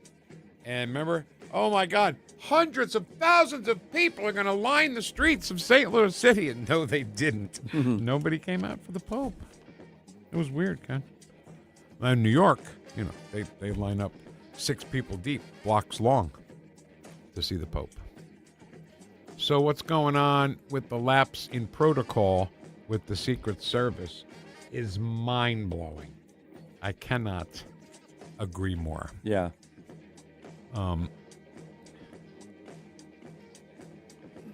Ken, I hate to say the words I want to say, but something's wrong. Can I say that? Something is wrong, even with this Secret Service that's supposed to be friendlier to our president than the last Secret Service who wanted him dead. Yeah, I don't know. It shouldn't even be said that it's friendlier. It should be one thing. It should be the ultimate protector, no matter who the president is. It shouldn't be like, well, we kind of like this president, so therefore we're going to protect him more. Yeah, that's crap. That's crap. That's a bunch of crap. Do your work. Don't be a little girl and say you gave me a fright when the guy walked by. And listen to the dog. Yes. God. Yeah. Who said that? Michael, let's say that about the dog? He was saying the same thing, everything I said, actually. Yeah. Maybe I could get a job at Invest USA. Huh. Going on busts with Michael Letts. Going on busts. That's what he does, right? Yeah. He makes busts. I want to be on a bust. Vic, OJ has too much sugar. Now, what do you got to piss on my cornflakes for, Vicky? It is true. My doctor told me. I said, "Whoa, so I can have a lot of oranges." He goes, "No, it has a lot of sugar in it." It's got a lot of vitamin C too. Do you not care about the vitamin C? No, I take vitamin C every day. You didn't say anything. Oh, you take pills? Yeah. Oh. I drink orange juice. Okay. No, yeah. They have versions of orange juice that don't have a lot of sugar in them. I don't want that. I want to. It does taste good, That's why I drink it. Yeah. So I like my orange juice. 2015 ISIS released video of POW burned alive in an iron cage. Yeah. Our guy? Yeah. So bad. But that's not the only one. That's what they do routinely. That's what they were doing routinely to people. To women. They would take virgin women and put them in cages and light them on fire. I mean, this is the radical Islam religion. This is what they do. I mean, so I'm an Islamophobe for bringing that up. What they do, what they actually do in other countries. Yeah. And I think Ken is saying it's okay to be an Islamophobe. Yeah. I guess that's what I am. So, Gizgo, don't know that person. First time I'm hearing that name. Hey, how you doing? How you doing? Brings up a good question, okay? So, Uncle fought in Korean War, just died a few years ago. Can I celebrate him on Memorial Day, or is it Veterans Day? I think it's Veterans Day. Memorial Day is specifically for people who died in battle. I don't know if that's true. I think that's true. Well, my father died, and we celebrate him from Memorial Day. Veterans Day. Oh, I got what you're saying. Okay, I see what you're saying there. Okay. I get it. My father's dead. Okay. But I don't celebrate him on Memorial Day. I celebrate him like crazy on Veterans Day. I put him in his picture when he was 17 years old. Yeah. I'm not trying to say that you're... No, I know what you're saying. I get it. That's a good question. Actually, that is a good question. It's a great question. But, and you know what I hate, Ken? People in the news, right? They have to say it some flowery way. Like they're so brilliant and they're the first person that said it that way, To those who gave the ultimate price for our time. Just say died in battle. It's so much easier to understand, Yeah. If they died in battle, came home with a casket with an American flag over it, it's Memorial Day. If they died afterwards with the casket with the flag over it, that's still Veterans Day. Yeah. I am mad at myself that I didn't go up to the memorial in Manchester. The Veterans Memorial's up there, and it's so great. And I missed my chance, Ken. Yeah, we had so many celebrations around St. Louis and the whole region. I mean, JB had a nice little get-together. Yeah. So PMS says Harvey Levin and his co-host went after Pratt over his ad about living in an Airstream camper on his property, basically saying Pratt was disingenuous since he was staying in a Bel Air hotel. I wouldn't take my political advice from Harvey Levin. Oh, no. That guy, he hates Trump, number one.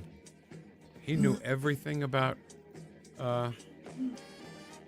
Nancy Guthrie. Remember? He knew everything. Yeah. Everything. Yeah. But he didn't figure it out, did he? No. So he's no better than you or me. Right. We just get the information. And Plus, we we're pass it so on. much more handsome, Ken. Right. A lot of handsomeness in the studio. Ton of it. I don't know why that's funny. Every county has a pedo list website. Just know that once you start, it's very sobering. It's also very scary that your kids may be close to these scumbags. Well, when I looked it up, I saw, of course, the one I told you about on the next street over. But there were like 4 or 5 around, within like blocks of our home. Isn't that scary? Yeah, very. T.M. Harper says my 380 ACP and 9mm don't speak Arabic. Nope, they sure don't. T.M. Harper, amen from Allison. Vic and Ken, they don't just want our country, they want us dead. Yeah. Listen to the judiciary hearing on Sharia law. It's happening here already. Yeah. There are many large Islamic centers in America. They're buying churches up and converting them to mosques. WWJWD27. I've never seen that before. Have you? Okay. You're going to welcome Hey, how you doing? What are you going to do to get a welcome around here? Vic, Mike Marfell here. Oh, Mike Marfell. Hey, Mike. Bluff City Outdoor Show. If you want to listen to Gad Saad's book, Suicidal Empathy, you should listen to his first book before you do, called The Parasitic Mind. The guy's really smart. He's an author and he's an economist, and he knows what he's talking about. At Jefferson Barrack, every grave gets a flag on their headstone on Memorial Day. You're very good. You are very good. Thank you to the Boy Scouts and everyone who does that. Yeah. Good morning, Vic Head Patriots. Thank you, Amy. Tom says, good morning, Freedom Fighters. Rat. Hey, Rat. Says, what? Give my man Rat a whoosh. Whoosh. Whoosh, you rat. I shouldn't have said that. Whoosh, Rat. Yeah. He is not a rat. No. He doesn't rat out anybody. Right. But his name was Rat. His nickname was Rat. People who went to school with him for 4 years had no idea what his real name was. They just called him Rat. But it's a good thing you noticed that distinction. Rat is between rat being a rat. and, Yeah. So now, Ken, I don't know if it's a good idea or a bad idea.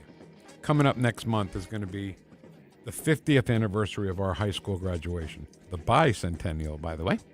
I was wondering if I got to find out the exact date and bring my yearbook in and just start reading you some of the stuff from the book. Would that be fun? Oh, that would be fun, yeah. We'll do that next week. And Barbara says GMFFVH. Having Monday off messes up my mojo. I'm with you, Barbara. But at least now we have a 4-day working week. That's the best part in it. And I love a Tuesday that feels like a Monday, because then Wednesday will feel like a Tuesday, and then Thursday will feel like a Wednesday, and then Friday will feel like a Thursday, and then before you know it, the weekend is here. Right. Okay. Stop. Get rid of that music. Right. No more chat box. I figured out why. We have a good problem to have. Can I say that? Is that fair to say? Yeah. We have a good problem to have because when Ed Stoit is in attendance and when he is talking to us in the chat box is when we run out of time. So he wasn't there at all today, and we have plenty of time. But we missed all his great stuff. So I don't know what to do. Get him back on here. I'm just trying to make everybody happy. I'm trying to make everybody happy. Sure. Can't do that. The more the merrier, I say. You can't make everyone happy. You can fool some of the people some of the time, but not all the people all the time. Is that how that goes? I don't think I did that right. Some of the people all the time, or all the people some of the time. I don't know. I don't know why today I'm trying to think of things. Hey, Ken, we may have daylight savings time all the time. Now, that'd be great. You yeah, for that? I like it. Originally, I talked with Tony about this on Friday. I thought it would be really cool to just have the changes. I like the changes. But, if they're going to change it to 1, I'll be fine with it. That's okay. You going to be all right? I'll survive. They're going to check on you? I'll figure out some way to survive. Do you want me to bring the blood pressure cuff in for you? Sure. Go ahead. I'll make it. I told Jessica about that. I said, Ken, put the thing in. It came up E2. She goes, yeah, that means error. I said, that's not what I told them. I told them, Ken, that's terrible. That happens right before you die. And she goes, thanks wow, for that. You are an ass. I looked at it like, oh, great. Hey, thanks for having the record player on at night. Listen to us this morning. Make sure you have the record player on at night. The great Jamie Allman, 3 Martini Lunch, Common Sense Conservative Radio. The award-winning show. I'll be damned. We'll see you tomorrow. See you, everybody. Missouri's laws are clear. Unregulated gaming devices are illegal. Companies have been telling businesses that gray market machines are legal. That's wrong. Don't be scammed.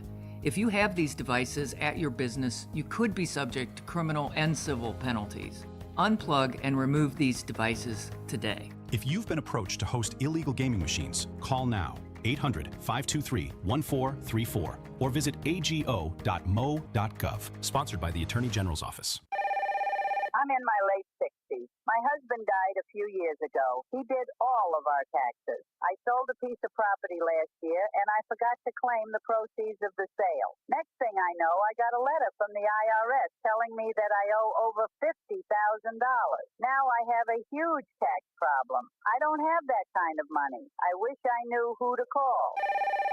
If you sold property in the last calendar year or didn't claim all of your part-time or even retirement income, you could be in big trouble with the IRS. Call first before they send you a letter. If you've already got a letter, call. We'll help you file years of past tax returns and save you time and money. So call the tax doctor. The call is confidential and free. 800-240-4586. 800-240-4586. 800-240-4586. That's 800-240-4586. KLGY HD3 Clayton, K270BW Bellefonte, KNBS Bowling Green. This is News Talk STL at 1019, 94.1, and always streaming at NewstalkSTL.com. Breaking news at Town Hall. I'm Bob Agnew in Washington.